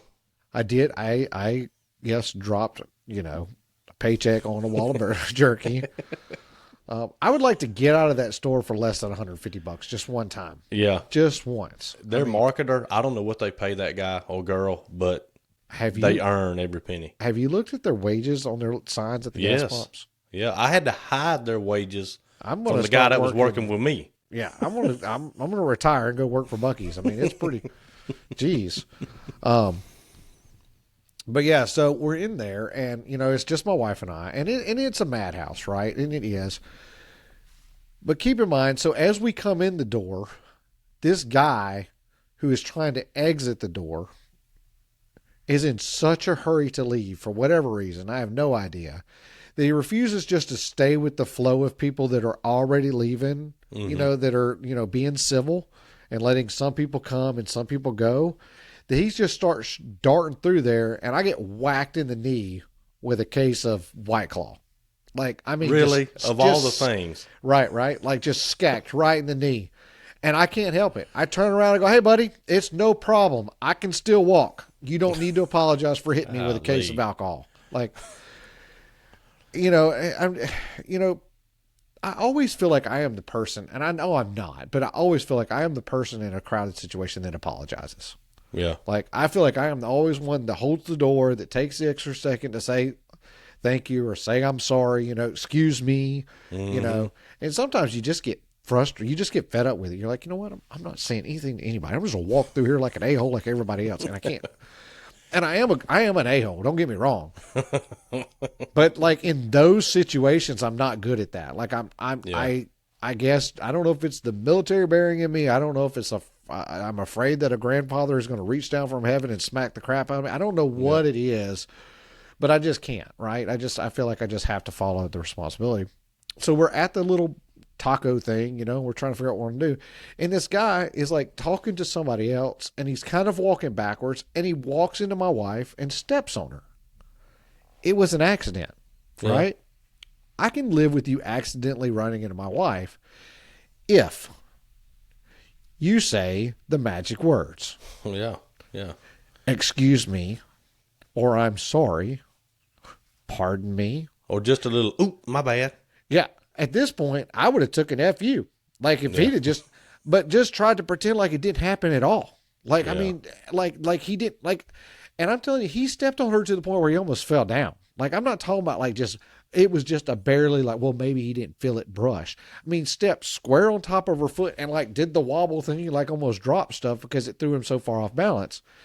And I couldn't take it. I said, hey, buddy, it's fine. She doesn't mind a bit that you just walked all over her and didn't say, and he goes, and he turns around, gets all big eyed. He goes, it was an accident. And I said, and all you have to do is acknowledge that it was an accident and say you're sorry. Just and ran all above somebody. Well, I am sorry. And I was like, all you got to do is be a little decent human, man. That's all I'm asking you, is to be a decent human being in here. And he just kind of stares at me, like gives me the crazy. And I was like, I don't have to make it to Georgia, buddy. Like, oh yeah. I mean, I don't have to make it to where I'm going. I mean, if you want to go crazy in Buc-ee's, we'll go crazy in Buc-ee's. But I'm not going to let you just walk on my wife and not say something. Listen, I will hit you with a taco brisket so fast. And they're big. That hurt. I mean, not a taco brisket because they weren't selling them. I'd have had to get a burrito. Yeah, I will hit you with one of their 3-pound burritos with a pound of banana pudding so fast across your head. You ever been smacked with a Philly cheesesteak burrito? You fixing to get it.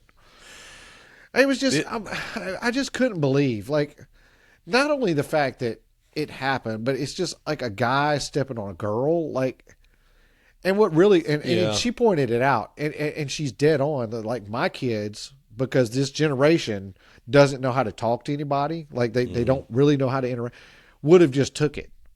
Because they don't want confrontation at all. Right. So I'm like, so I know for a fact that my kid would have just been stomped on and just made feel like that they did something bad or they did something wrong, because they're not going to go through the confrontation of calling this guy out, and like, I'm not trying to start a fight with the guy, but I do want to make him consciously aware and hope that next time he steps on somebody, he'll just go, hey, you know what? Last time I didn't say I'm sorry. Like, I kind of got called out. Like, maybe I'll just say I'm sorry. Like, and I'll tell you what's going to eventually happen if he chooses to keep acting that way.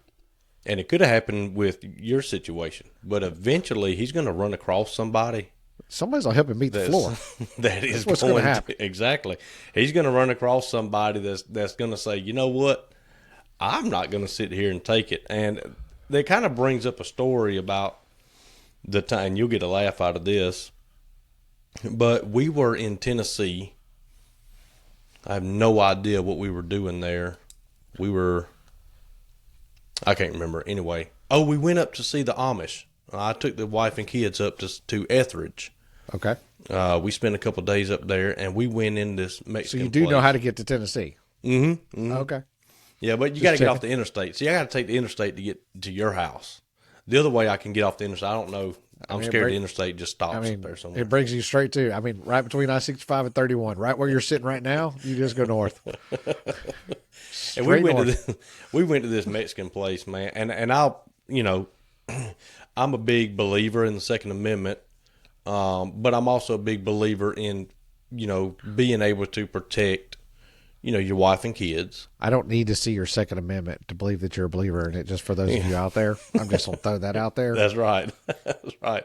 I mean, do you? Look. I got a rifle on my. I mean, I'm a big Second Amendment guy. I promise you. Like, I don't need to see your Second Amendment. Just like I don't always need to hear your First Amendment. Sometimes you keep things a secret. That's right. That's right. Sorry. And so we sat down to eat, and the waitress sets us down at this table. And, I'm typically a pretty chill guy, but then there's lines that I would rather people not cross. Right. And there was this big old fatso, man. And he was in like overalls or something, and he was sitting at a table, and he was behind my left shoulder. And we're going to call him Ed, because that's really what his name was. Gotcha. For this, we'll call him Ed. And anyway, Ed's sitting at the table, and his buddy shows up, and he immediately starts cussing his buddy out. And I mean F-bombs and GD this, and I wrote to you in the King's English or whatever and told you what time I was going to be here. I don't understand why you can't get here on time and this and that, and just cussing. And so I did the old, I just kind of turned around and looked at him, Yeah. And he keeps on. And now he's changed the subject, and he's cussing about this. Now I'm sitting here with my wife and my 3 children in a public Mexican restaurant. Right. All right. You have the freedom to say whatever you want to say. I understand that. So do I. Yeah. You also, there's a decorum that and a level of respect that you are, kind of, you need to go by. It's a social agreement. It's a social agreement. You need to go by that. So anyway, he kept cussing, and my kids are like looking at me and everything, and I'm sitting there going, man, come on, dude. So I turn around again, and I just kind of look at him, and then I heard him. He goes, yeah, if he turns around and looks at me one more time, I'm going to give him something to talk about or something like that. And I said, okay. I said, all right. And it was, how you're like, it's noisy in a place, and then all of a sudden it gets quiet. As soon as it got quiet, I scooted my chair back from the table, and it goes, like that. And he looks at me, and I turn around and I look at him, and I said, why do you feel like you need to talk like that in front of my wife and my kids? Right. Well, it's America, by God. I'll speak however I want to, and this and that, and I said, okay, all right. And I said, well, it's not appropriate. What you're saying in front of the children is not appropriate. I get it if it's just me. I'm a grown man. But it's my wife and kids sitting here. And you're obviously doing this to get a rise out, which you have. Yeah. So now we're going to deal with Mission accomplished. Mission accomplished, right. buddy. Now we're going to deal with this situation now because I'm involved. Like I gave you a couple warning shots. You want to be smart and all this stuff. Yeah. And he's like, well, you should have sat somewhere else if you don't want to hear me. And I said, well, I didn't control where I sat. The waitress sat us here. I said, but even so, you don't need to, don't talk like that in front of my wife and my kids. Well, I'll talk however I bleepity bleep want to, and bleep this and bleep that and bleep you and bleep your mama and all this stuff. And I stood up and I said, let me tell you something, buddy. I said, you better not let another cuss word come out of your mouth. And that's all I'm going to say about it. And I turned around and I sat down. And for whatever reason, which thank God it happened, he didn't cuss one more time while he was there. Now, my youngest son is so scared that he gets up and he walks beside me and he just gives me a hug right in the middle of the restaurant, Right. I told him, I said, it's okay, Joseph. Don't worry about it. It's not a big deal. Just go enjoy your meal. You ain't got nothing to worry about.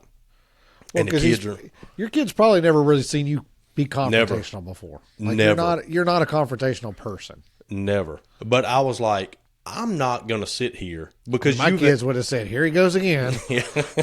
Because he acknowledged me looking at him, right? So he knew what time it was. And then he decided to bring me into it. Well, if he turns around again, I'm going to give him, okay, buddy. All right. And man, when that chair slid across that floor, dude, it was so loud. Like it was echoing and everybody looked. And so we had our confrontation. And he didn't cuss anymore. Yeah. And then he got up and he left. And well, before he left, he started talking about, that he's got a pistol on his side and he keeps more rounds on him than, most people have in their house and yada, yada. And I'm sitting there like, how stupid is that? Because now I know something that you don't. Right. Now I've automatically got a leg up. And I've got 8 witnesses here that all heard you say you were armed and this and that and whatever. Well, it goes back to my statement where I don't need to see your Second Amendment. Like, that's right. Yeah. Because he didn't see mine. Yeah. And he thought he was the only one with a dog in the fight, So anyway, he gets up and he leaves, and he kind of pulls his shirt up a little bit as he's adjusting his jacket. You know what I'm saying? That kind of just enough to see a little pistol grip. Yeah, that kind of move. Well, anyway, he leaves, and there was a young couple, probably mid-20s, and she comes over there, and she's like, "Sir, I just have to say thank you." And I was like, "What are you talking about?" And she said, "That's Ed. He runs this business." And he's a local around here, and just we're sick of him. We're sick of him. Nobody will stand up to him. Nobody will tell him how it is, or anything like that. And I said, well, listen, I'm protecting my wife and my kids. Like, I'm not going to sit here and let you do that, in front of my wife and my kids. It's not going to happen.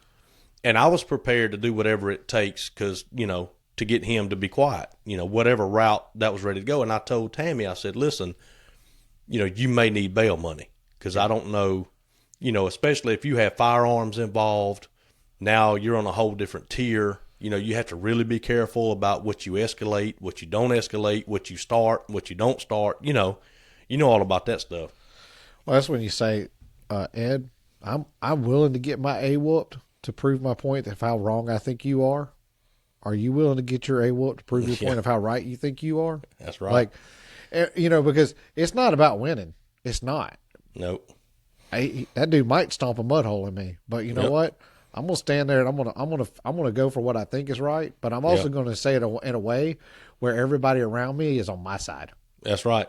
And so she went on Facebook, and she said I'd put a thing out there on Facebook and told him exactly what happened. And dude, they all started going to his Facebook page and started leaving reviews about what had happened. And he owned like let's say it was like a food truck. I don't want to be too specific, but anyway, they're like, oh yeah, we know. Yeah, he's always going off at people and popping off and this and that and all that. And I told my kids, I said, let me tell you something. The reason that I was so confident that nothing would happen is because of how loud he was running his mouth. Yeah. I said, now you see that old man sitting over in the corner and he just been kind of looking over the top of his glass the whole time? That's the one you better watch. Right. But this loudmouth sitting back here, popping off and doing all this, you got to worry about him. He all he is mouth, Yeah. And it was good. Now I got brownie. Let's just say I got a few brownie points from the wife on that one. Yeah, there you go. She was like, I've never seen you do that before. Sugar lips, and I was like, wait a minute now, wait a minute. Keep it PG, keep it PG. Yeah, but you got you an alpha male. Yeah, that's what it is. Well, it's just common decency is leaving us as a society, and it hurts to see it. Like, yeah, and look, I'm all about you doing your thing. I mean, and the older I get, the more of a libertarian I become. I'm not gonna lie.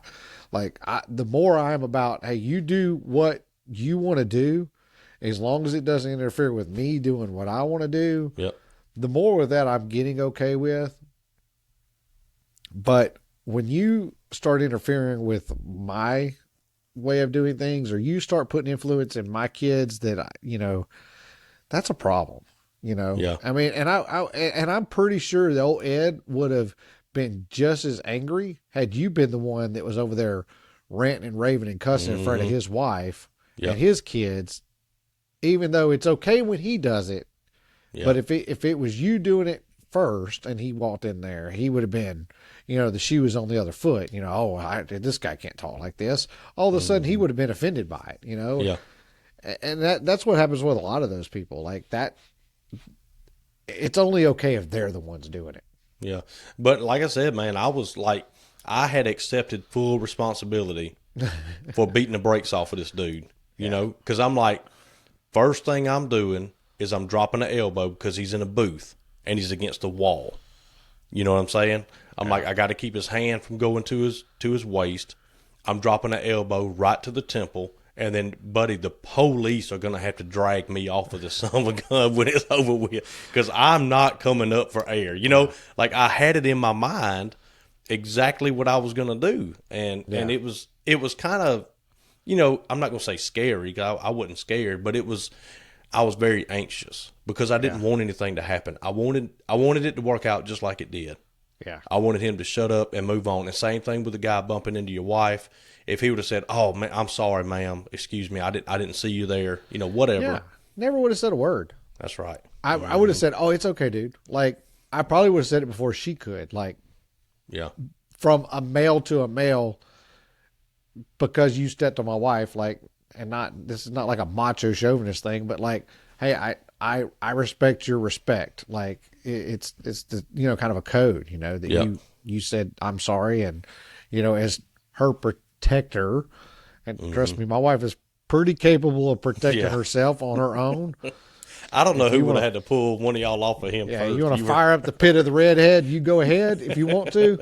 But I mean, just kind of I would have been like, yeah, it's cool, man. Thank you for the acknowledgement. But just not even to acknowledge. Just I'm just really sad by society. Kind of like the kid that won't pump the gas. Yeah. I mean, I go to the gas station and I see some woman out pumping the gas and there's some dude sitting in the car. I don't even care what the relationship with that dude is. I just want to go knock. What's wrong with you? Was your dad not present in your life? Right. I mean, what did he hit you too much? What happened? I mean, why are you not? You are not too good to not pump gas. Now, fortunately for me, we have kids, and they're at that age where they love to pump gas. Now, the legality of it, I'm not sure. I think you're supposed to be 16, to pump gas. Anyway. Yeah, but I'm like, okay, this boy right here can assemble cabinets. He can cut grass. He works on his own motorcycle. Pretty sure he can pump gas. He took our entire roof off You know, I was up there helping him. He helped put it on. I'm like, okay, you're in the category of, you know, you can pump gas, and he loves to do it. You Well, know, it's like what, Oregon? I think it is. You can't pump your own gas in Oregon. yeah, I think they did have a law. I don't know if it's still in I got in effect or trouble. what, but I think it was Oregon that I got. I can't remember the state, but I got in trouble in one state for pumping my own gas. I didn't know that was a thing. yeah, it was Oregon. I remember. He's like, excuse me, sir, I have to pump your gas. I was like, what? He goes, I have to pump your gas. I said, no, thanks. I'm good. I don't know if you noticed or not, but I'm a United States Marine. I can pump my own gas. And he's like, no, sir, it's against the law. I said, well, what a stupid law. Who's got that much time? This state's that good? Y'all got time to make laws like that? Like, Yeah. And he was like, he just kind of looked at me, and I was like, well, do your thing, chicken wing. I don't know what to, I mean, You're talking to a guy who is a United States Marine, who has been overseas, who can, you know, fire munitions we've never even heard of. You know what I'm saying? Drive around in tanks or whatever else. But when you get back over here, we're like, oh no, Mr. Cottonball, we have to pump your gas for you. it's like when I went home to Alabama, which, I mean, I didn't need to do it, but I couldn't buy my own cigarettes when I would go home because Alabama's smoking age was 19. Yep. I was like, I'm a United States Marine. I can buy cigarettes on base. This is I've got Alabama, one more. sir. We don't care. I've got one more story that I've got to share with you. This is a recent one. That's fine. Because if you came here for cabinet talk this week, real guidance on business or life, we've just kind of avoided all those subjects because it's just kind of been one of those weeks. So I'm sorry. We covered being fair about your pricing, not overcharging. We covered that. We did. And we talked about business decisions and business implications. So we did talk some business. Okay. So now we're in story time. Yeah. So now we're just in entertainment mode because it's our podcast. If you don't like it, turn it off. Leave a positive review first, but turn it off. Yeah, we can do what we want to do. But anyway, we went and He's on lean back. Yeah. I'm leaning back for this one. This is a good one. We went to a Japanese place down in Troy, and we ate supper, which we didn't know how expensive it was. So I told the kids, you know, hope you guys enjoyed it. We'll never be back. Like hibachi? Yeah, like a hibachi place. Oh yeah, they flinging eggs, flipping in the air, eggs and stuff. Yeah, oh yeah, bites of rice. You know, it's the same script everywhere you go. Yep. We went to a hibachi place at Disney. Went to one at Disney. I was like, oh, this will be cool. Nope. Same show as at Shogun. Exact same. 3 times the price, but it was Shogun. Yeah. Welcome to Disney. Yeah. But Joseph was excited because we walk in the restaurant, and I'm, you know, I don't have to go to the hibachi side. I can go sit down and order. Yeah. You know, because whatever, I've seen it a million times. I'm over it. And Joseph goes, let's have dinner and a show. I said, okay, well, we'll go to hibachi, you know. So we go over he's there. He's 10, right? He's 11, yeah. 11, yeah. Okay. But then, you know, of course, they're treating him like he's some little kid. He's like, oh, look at the train, choo, choo, choo. And he's just like looking at me, and I'm like, you wanted to come over here, bud. You asked for this. They're going to pick on you because you're the youngest, you know. Yeah. But this guy, he used the little, the inappropriate water bottle. You know, it's got the little boy relieving himself or whatever, and he squeezes it, you know, and he got him a few times with that. But anyway, so we eat. And we cry over the bill, and we leave. And I said, well, I got to go get I forget what, but something from a gas station. So I go in the gas station, I get what I need, whatever. And this dude comes and pulls beside us in like a black SUV. And he's like really close. So I like squeeze in. I'm like, what's he doing, you know? I squeeze in and get in my car. He steps out and goes to his back door. Now we are in a gas station parking lot. We're under the big lights. We're right at the front of the store. All right. Yeah. He goes to the back door of his car, which is right beside our car. And I was like, what's he doing? Peeing? You know? And then I hear Joseph in the back. Yep. That's exactly what he's doing. Are you serious? Right in the parking lot. And I mean, he's not hiding anything. He has got his back to his store and the front to the gas pumps, and he is letting it out, man. He is relieving himself, probably going on the side of my car. And so I just yell out, y'all just shut your eyes because I'm driving, right? And it went through my head, like, I need to pull up and put this car in park and teach this guy a lesson. But then I was like, something's wrong with him. Like, guy that's willing to pee in a parking lot, let him go. Yeah, I didn't like my chances. So so Riley was back there, and Riley's obviously a girl, but she's 16. And I heard her go, "Oh my gosh, Dad, he really is peeing, Dad." I'm like, "Oh no," And I've tried to look away, but I can't. Yep. And so we go to leave, and Joseph, just him and these zingers, man. And he goes, "Hey, Dad, guess what?" And I said, "What?" And we're all just cackling in the car. I said, "What, son?" He goes, "We got a dinner and 2 shows." I said, "Well, I didn't want that second one, but just the brazenness, man, of this dude getting out of his car and just, like, he could have walked 15 feet and been in the bathroom in the store. Yeah. But right beside us. I actually had that same thing happen not too long ago, maybe 3 or 4 months ago in Lowe's parking lot. And the guy comes out of Lowe's, puts some things in his truck, opens the door, and takes a whiz right in the parking lot. Like, logoed truck. Oh. And I couldn't help it. Like, this guy was obviously not, like, drunk or, like, on something, just lazy.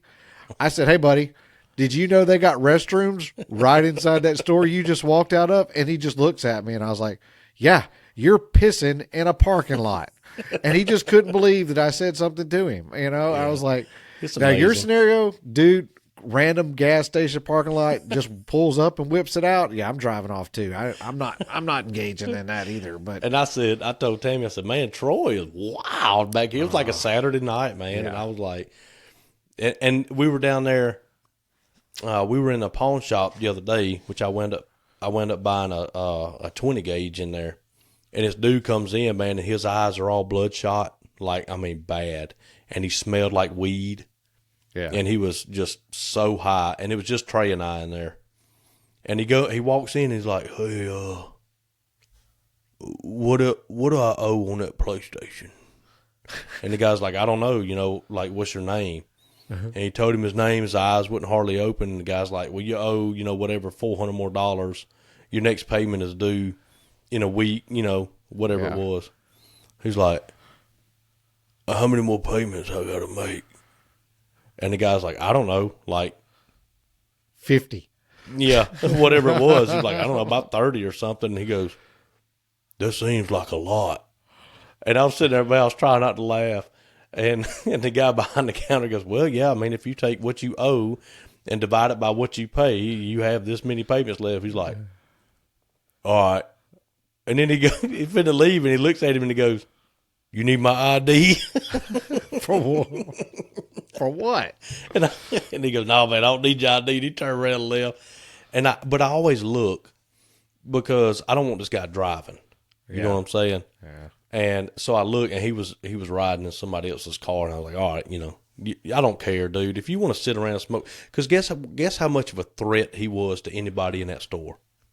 Zero. Yeah. I could have kicked that joker in the shin. And he wouldn't have been mad about it. Pushed him in the forehead, he'd have fell down. Nah. Yeah. I'm like, dude, you want to come in here high for whatever reason and randomly check on your PlayStation 8 or whatever it is now? Yeah.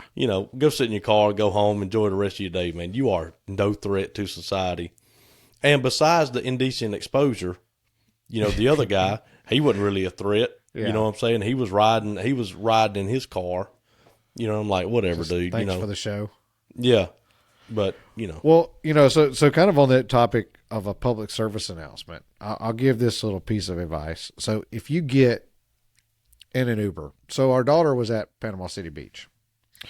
And to make a long story short, kids are stupid, and they're not able to arrange their own vacations. So this group of girls was supposed to be renting this condo. It was like 12 of them, right?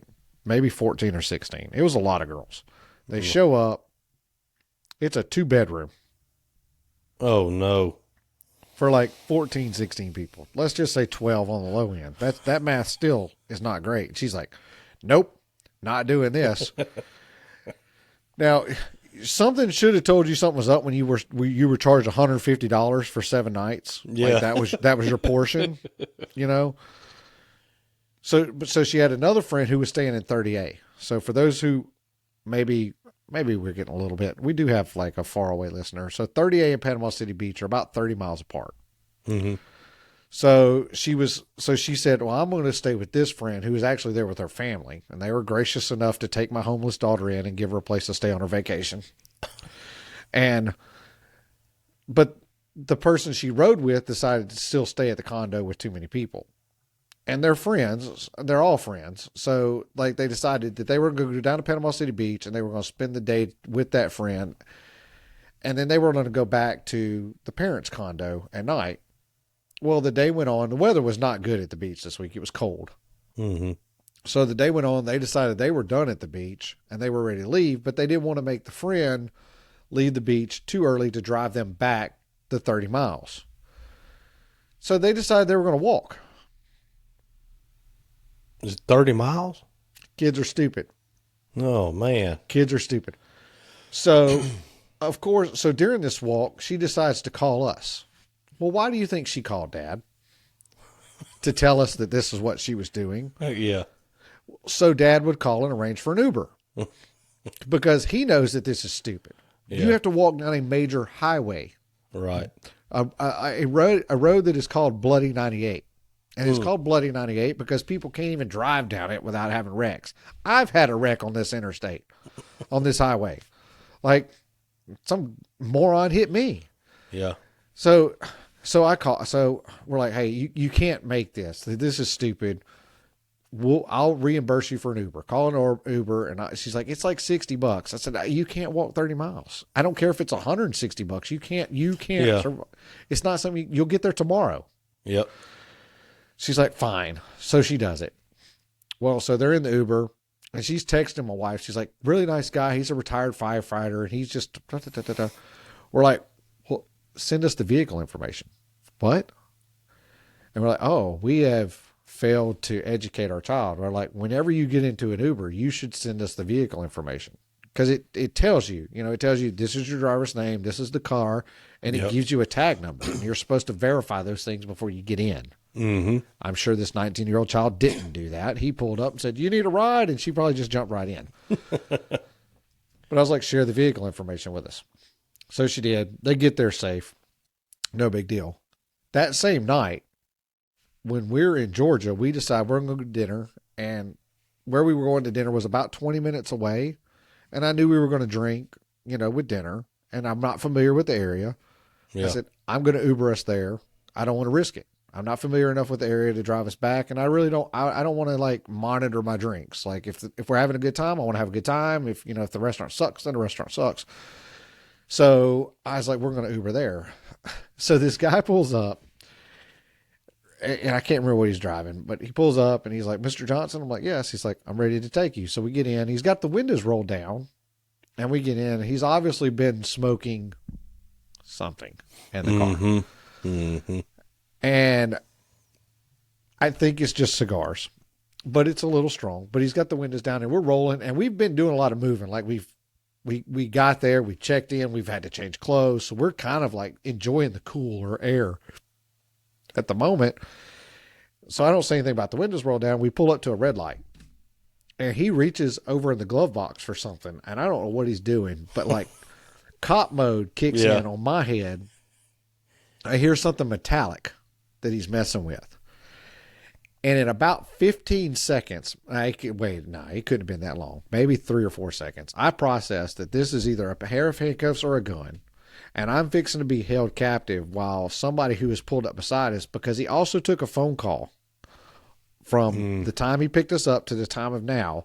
So in my mind, he's confirmed with whoever this was, whoever, that's what showed up on the caller ID, that there's a female in the car. Like, this is how I'm processing this. He's confirmed on the phone that there's a female in the car. I'm going to be held hostage while whoever has pulled up beside us snatches her door open. That's why the windows are rolled down.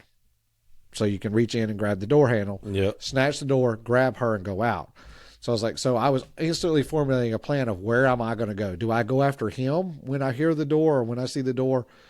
or do I just risk being shot or whatever happens from him and just putting as much weight on my wife as I can to keep her from being, exfilled out of the car. It'll buy you some time right there in the middle of traffic anyway. Right. So this all processes very quickly in my mind. And then we get a green light and we start going again. Threat level drops. And I pull up my phone, pull back to Uber, pull his information, screenshot it, send it to my daughter. She's like, "What is this for?" I was like, "Just in case."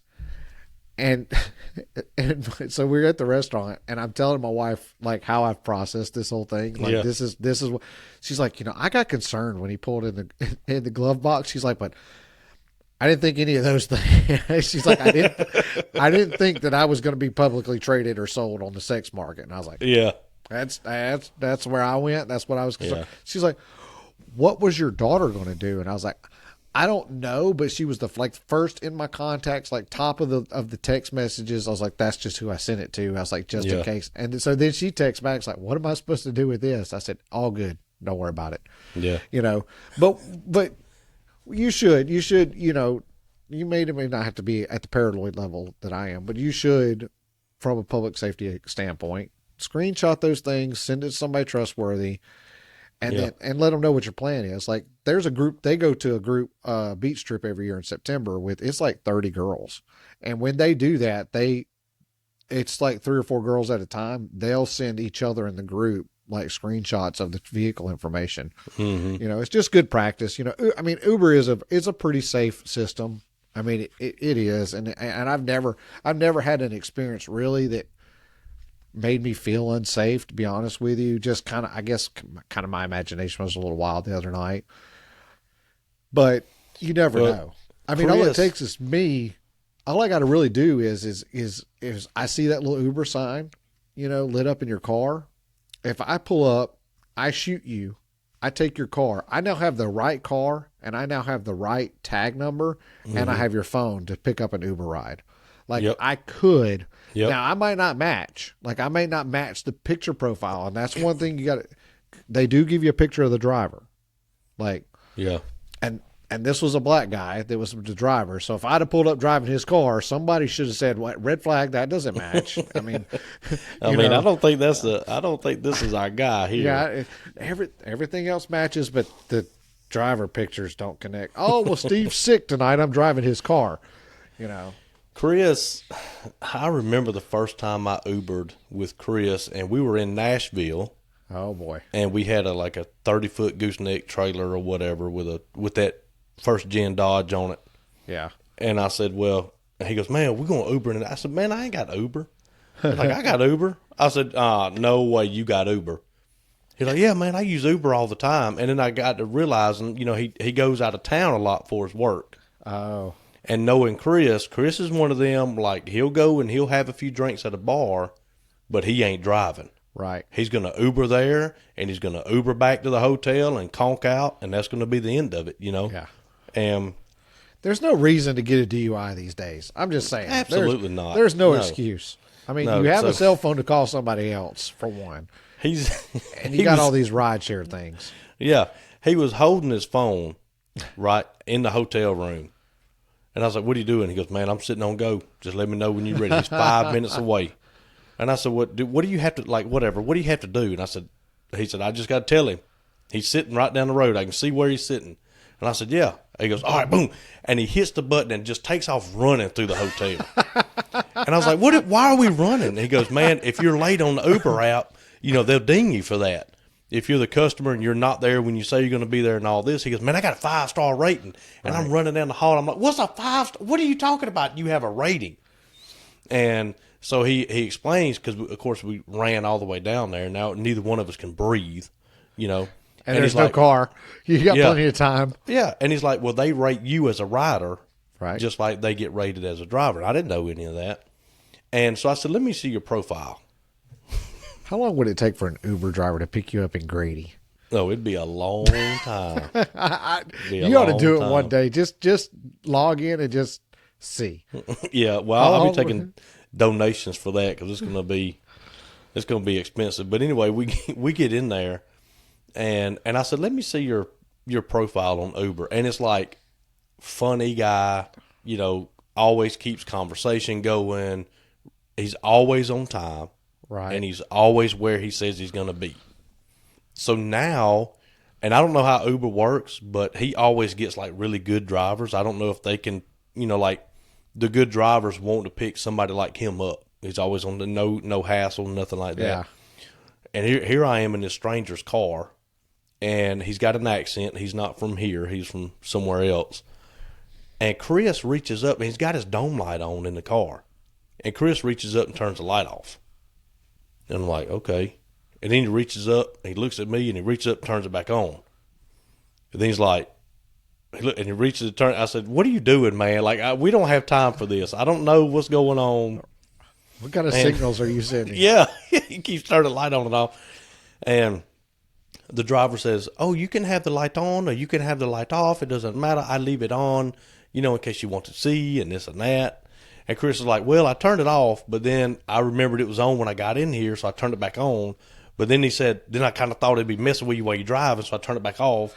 And I was like, well, you must have had it on for a reason. So I turned it back on, and I'm just over there going, golly, man, And so we were trying to talk to him and all that, and we had a good conversation going. And it was like, it wasn't bad. It was like $9 or $10 to get from the hotel to the Hard Rock Cafe, down in Nashville.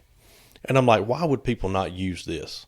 Yeah. If you're going to go out and have a few drinks or whatever, just use it.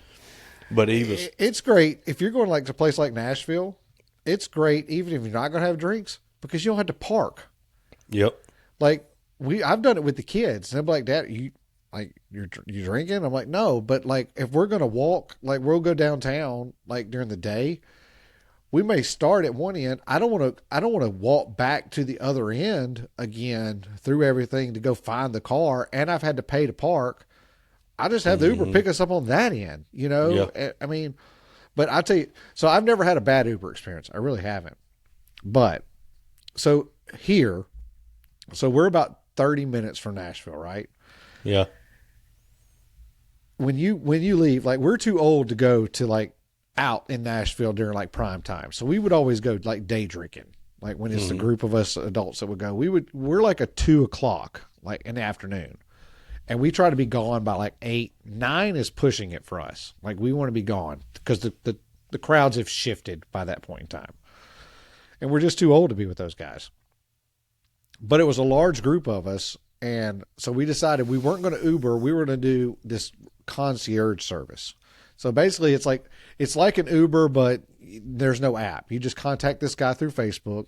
Had a lot of good reviews because here what'll happen is we can get an Uber to Nashville for like $30, right? To get home, it's like $95. Oh. Because once they leave here to get to Nashville, they can pick up another ride, right? But yeah, they stay in Nashville. Yeah, but to get from Nashville to here, they're pretty much going to deadhead back to Nashville with empty, so it's expensive. So we're like, well, we'll contract this guy, and it was a pretty good rate, and it was like a nice, big SUV, and you get in and you get little water bottles, and he was legit, right? Yep. So we get there, and he drops us off, and we do our thing. We bar hop a little bit, and this other couple who we didn't expect to showed up. They Ubered there as well. So now we're a group bigger than what will fit in the original vehicle, right? So 3 or 4 people are going to have to Uber home, and then everybody else is going to get in the vehicle that we had contracted. Well, we're standing there waiting on the Uber, and we're like, hey, who wants to get in the Uber and who wants to go with him? And they're looking, they're like, well, it looks like everybody needs to get in the Uber. We're like, what do you mean? And the guy who paid for and booked the concierge said, well, that's our ride right there. And he's being stuffed in a police car. Uh-oh. And we're like, no. We're like, what? And sure enough, we look, 15 feet away from us is the vehicle and that guy being stuffed in a police car.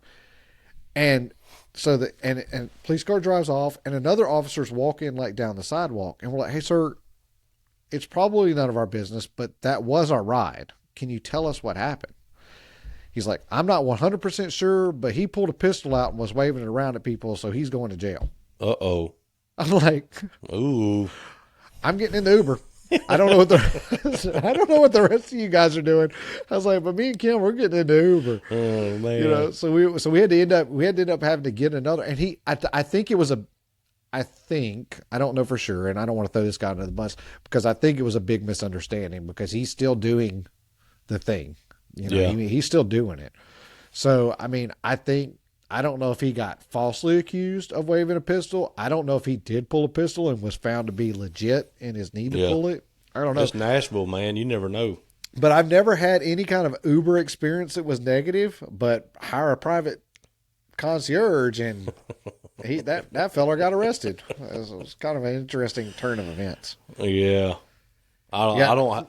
Nashville's great, but it's a little wild. I mean, Oh yeah. it's bachelor parties, bachelorette parties. I mean, I was at the bar one night, and this girl pulled up beside me, at the bar, and I was trying to get the attention, and I'm not a very attractive guy, and I'm a little older, and the younger girls, when they pull up at a bar, they get attention, from a bartender quick. Yeah. And so part of the game is I'll tell, like, if that happens and like a young girl pulls up beside me, I'm like, hey, if you get his attention before I can, will you grab me a beer or whatever I'm trying to get? And it works. Like they'll order for me, and I'll just pay for it, Yeah. And next thing I know, like, she has took this in the wrong direction, and she thinks that I'm ready to hire her as a prostitute. Oh no. And she is a prostitute, and she's good with being hired, and follows me back to the table. Oh. And meets Red, and Red runs her off. Red's like, I don't know which. I was like, look, I did my thing where I asked somebody to buy me to get a beer for, not to buy me a beer, but to get a beer for me if they got attention first. And it happened. I took my parents to Nashville. My wife and I are out dancing on the floor. Like, right, we're dancing, we get our little, jiggy on, and I look over, and there's this young blonde, like, sitting in the booth next to my dad and my mom. And I'm like, it's happening. Here it is. And I'm like giving the cutoff signal to my dad. He's like giving me the thumbs up. Like, I'm like, what are you thumbs up in? What do you think that means? Like, I'm like, cut the conversation, like, cut it off. And like, so I finally, it's not happening. So I slide over there. I was like, hey, I know what you think is going on here. Talking to the girl, I was like, but it ain't happening. You're barking up the wrong tree with one of the cheapest people you'll ever meet in your life. I was like, he ain't paying for nothing for you. Hey, Dad, I love you, but he ain't paying for nothing for you. And that's his wife. They're not taking you back to my house. And she's Ain't like, no upside down pineapples around and she there. kind of looks at me, and I was like, I know what you are. I live here. And she goes, oh, I'm sorry. And she leaves. She knew that the gig was up, right?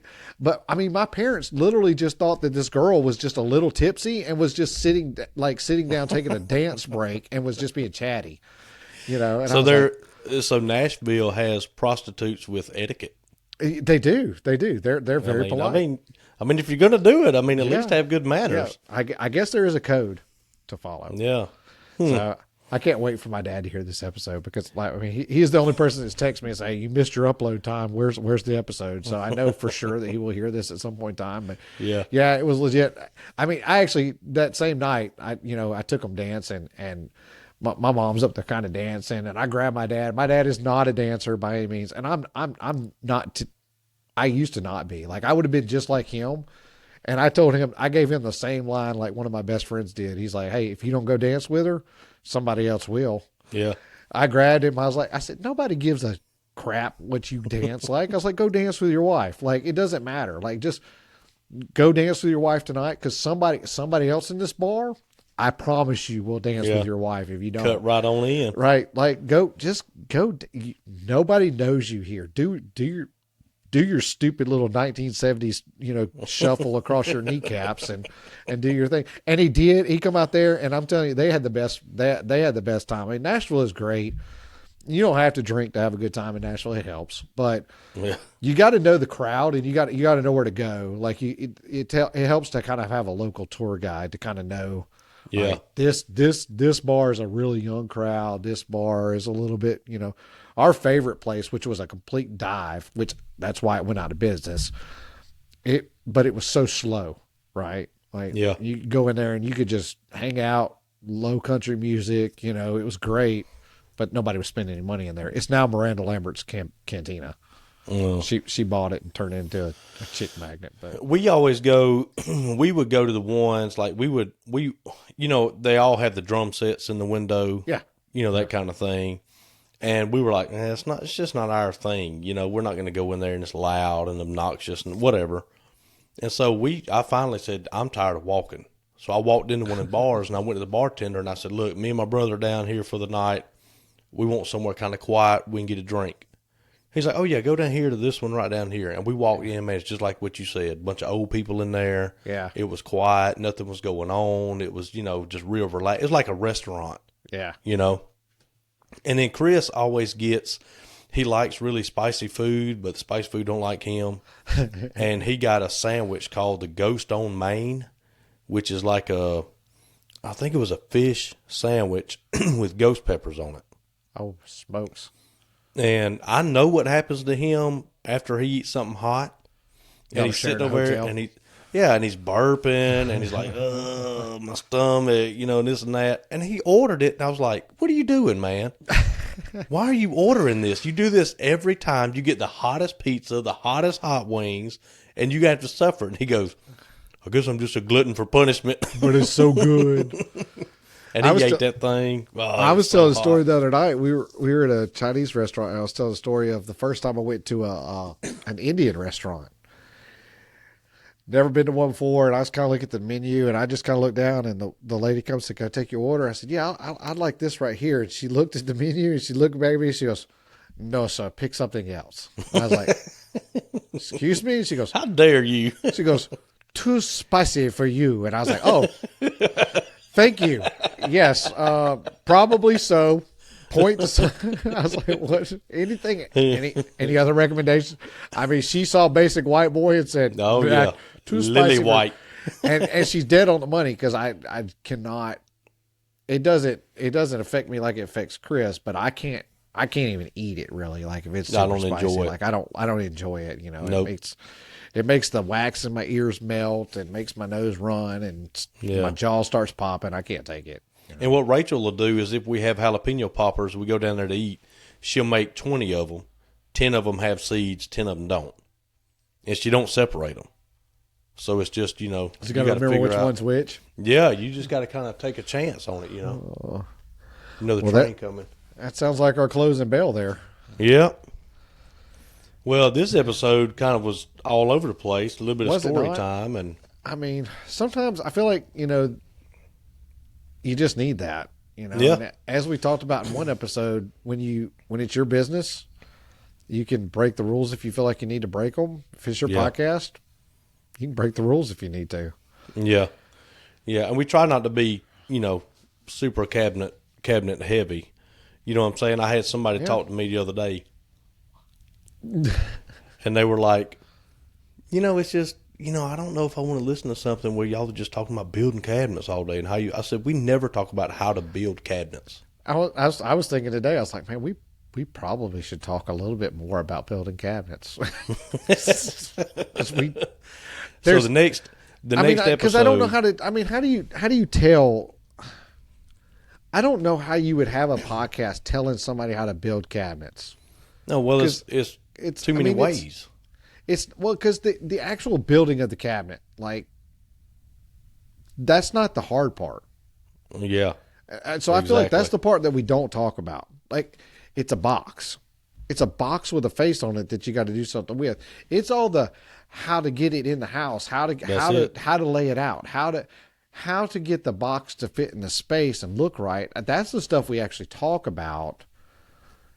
That's the cabinetry part that we talk about. I don't know how to tell somebody how to build a box. Like, nobody wants to hear that. Right.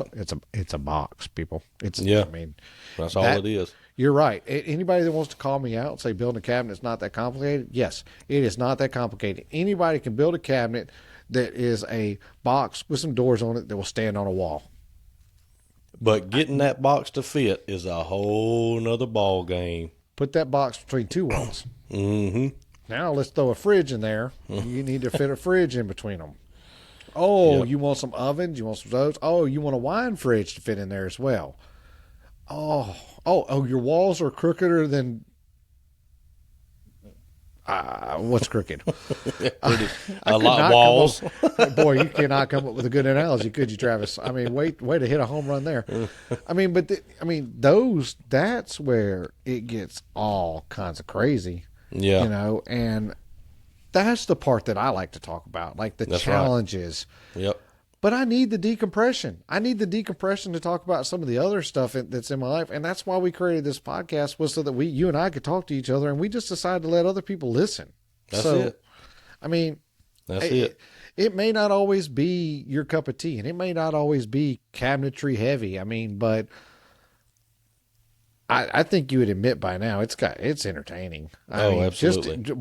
just enjoy some of our misery, enjoy some of our Look, laughter. I mean, if you don't like it, we'll give you money back. every day. How about that? Yep. I want to cover.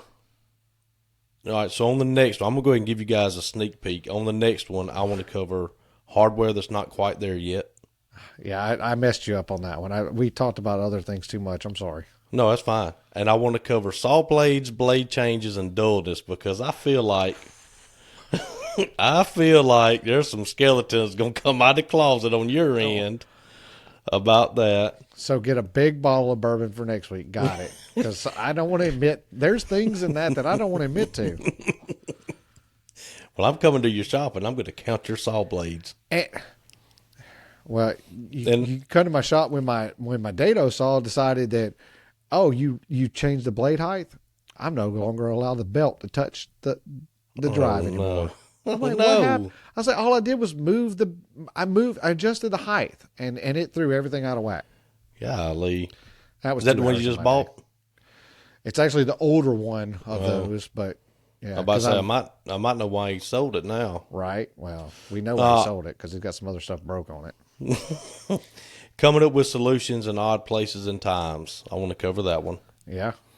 And then I think I want to talk a little bit about managing employee times per job and to clock in or out and getting away from structured timesheets. Oh, that's been on there since the beginning. Mm-hmm. We just haven't been able to hit it. The problem is, I love all those topics and I'm down for them. The problem is that we have a week of things that are going to happen between now and then. Yep. Exactly. They won't all be in the same episode. That are probably going to certain. push all those topics to the end, especially saw blades, blade changes, and types. You're going to come up with stuff. No, I want to Well, talk yeah. about that one because I really do feel like I need an education in that area. I honestly do. So I do want to talk about that. I just don't want to admit to things in that because I'm going to lose credit. Judgment free. Judgment free. But our listeners and we might lose a sponsor if I have to admit things and oh wait. Yeah, well, this might be a ploy for a saw blade manufacturer to say, you know what, Travis, we're going to give you a few saw blades. Right. So you can see the obviously difference. You're lacking in this department. Because you don't feel like there's a difference in blades. I said too much. I said too much. Yep. But Yeah, yeah, man. I mean, this week we're gonna finish up a couple installs. That'll be good because that means payday.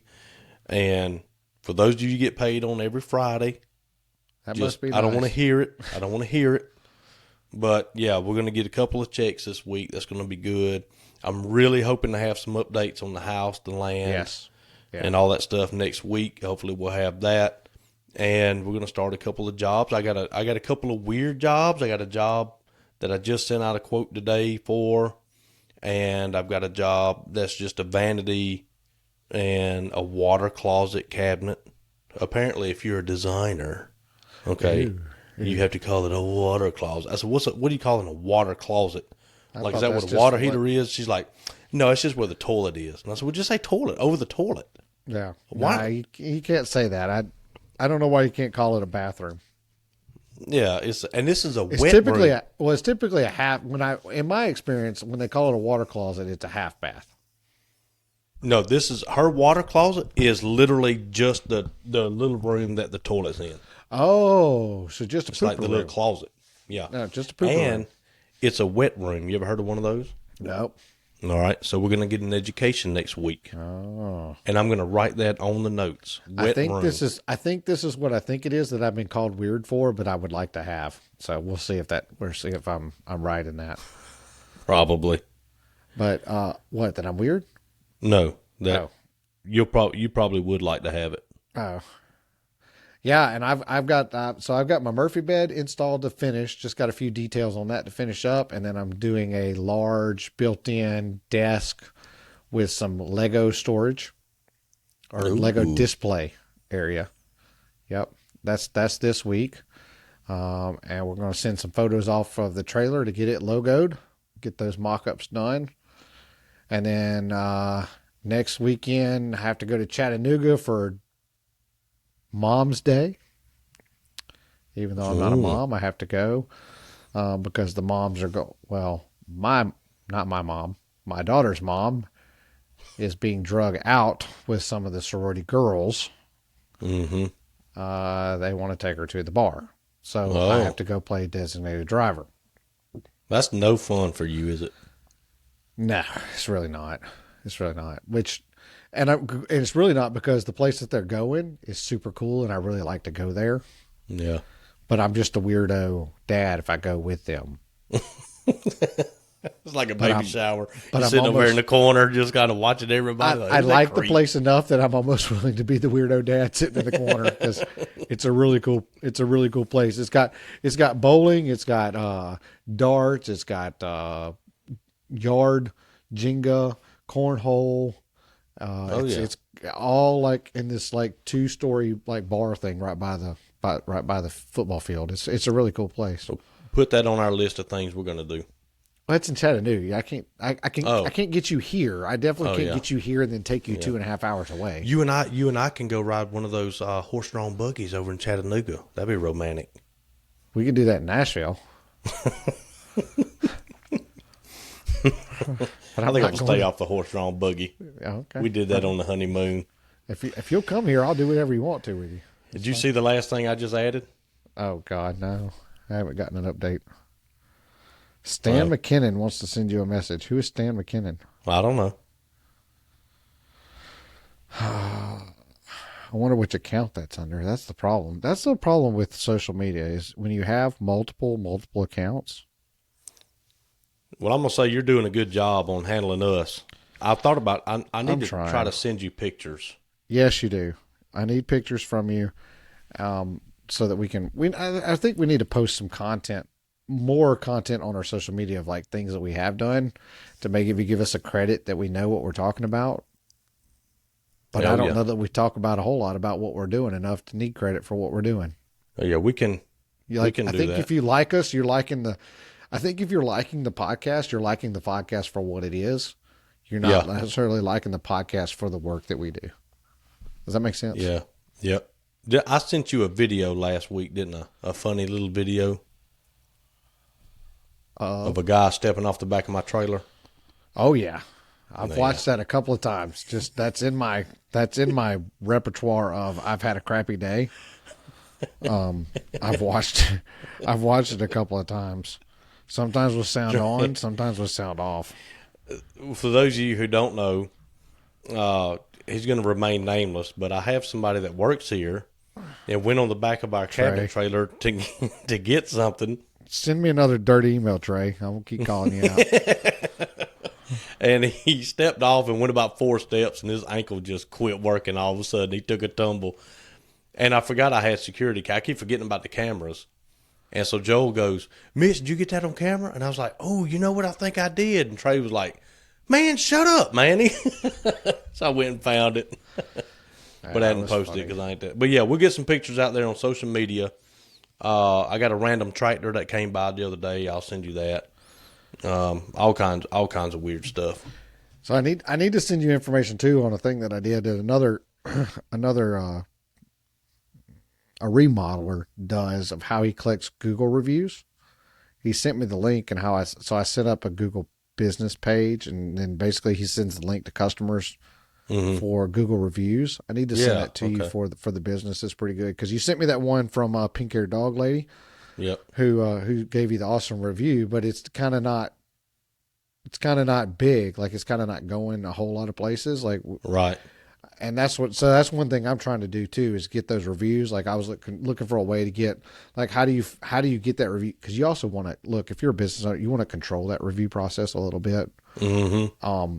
And that's coming from a place when I had the gun range that anybody and their mother could go on there and post things, reviews, and you want to control those, and not because you just want the good stuff out there, you do, but a lot of times the negative stuff, like when you read like a Amazon review of something, like you'll see somebody gave it a 1 star on it, and you're like, well, what's wrong with the product? And you go read the review. Well, it showed up when the packaging was all damaged. That has nothing to do with the product. Right. Yeah, exactly. That's 100% on the shipper. That's not a product review. You gave the product a 1 star based on something that has nothing to do with them. So I say that because so that's why when I say you want to control the reviews, that's what I mean. I mean, if somebody legitimately posts that I did some work and it was shoddy and they didn't like it, I'll post that review. Now I'm going to post the why that it came out that way because there's probably a factor. I'm going to post a rebuttal to it so you can see it and you can see my logic and my reasoning. But I'm not going to hide from it. Right. I won't do that. But I'll send you that link so you can see that. And but that's something I'm working on for my business is so that I can send a follow through link and get a good review and get those because people look at those, especially with high end, high cost items. Mm-hmm. I'm going to read this out, and for those of you who may run a business or are thinking about it, this is why you do it. This lady was absolutely wonderful to work for. I mean, no issues at all. Super sweet, loved everything. And so I posted pictures of the job on my Cat Scratch page on Facebook.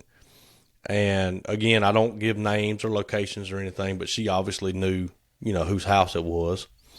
And she said, absolutely stunning, beautiful custom cabinets / woodwork and prestige, handcrafted. Every detail is a piece of art. Great work, Cat Scratch. That's from the customer, and I don't get those every time because a lot of people will see it on there.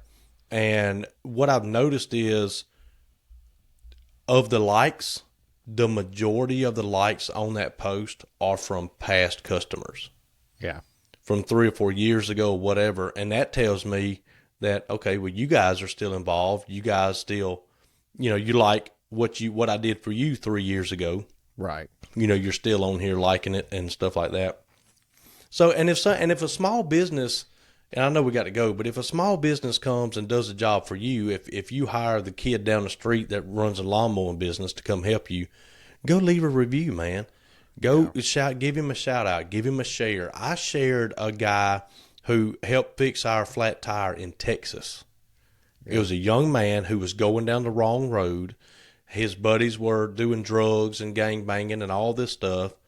And during the time of him fixing our tire, I said, how'd you get into a big truck? He's like a mobile tire repair. If you break down, he'll meet you on the interstate, fix your big truck tire. And he said, I saw all my buddies going down the wrong way. And I said, I'm not doing it.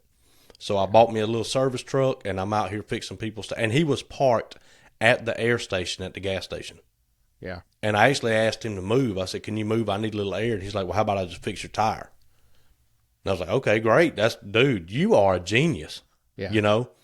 And so anyway, I shouted him out on Facebook, and I said, and he's from Texas. Yeah. And he sent me a message a little while later, and he said, I actually found somebody who knew of me through your post in Texas.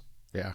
So you don't understand the impact that you can have, and you're going to drive that guy that came and did a good job, or girl that came and did a good job for you. You leave them a review, you boost them a little bit, pat them on the back. They're not going to do anything but up their game the next time. Yeah. They're going to keep pushing, keep striving, keep doing good. I try to always put them on Facebook. If I hire somebody to do something, hey, here's this guy that does this or whatever. Just do it. Don't cost anything. Yeah. I had a guy one time, I asked for a review, and he said, I didn't short pay the bill, did I? And I was like, I mean, no. He's like, well, there you go. I was satisfied. I'm like, that's hard to convey to future customers, though. But, Yeah. I mean, I didn't say that to him. I was like, oh, well, and I do appreciate that. But that's hard to convey to future customers. Hey, everybody's paid the full amount that I asked them to pay. I mean, what? How in the heck do I lay that out there? But then when he go to Amazon to buy something, what's the first thing he's going to do? He's going to look at the reviews. Yeah. Yeah.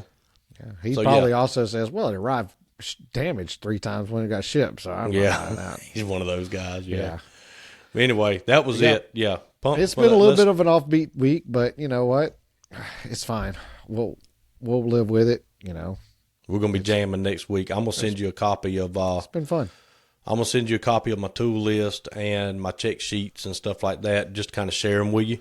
Yeah. And you can modify them or don't use them, throw them in the trash, whatever you want to do. It's just an email.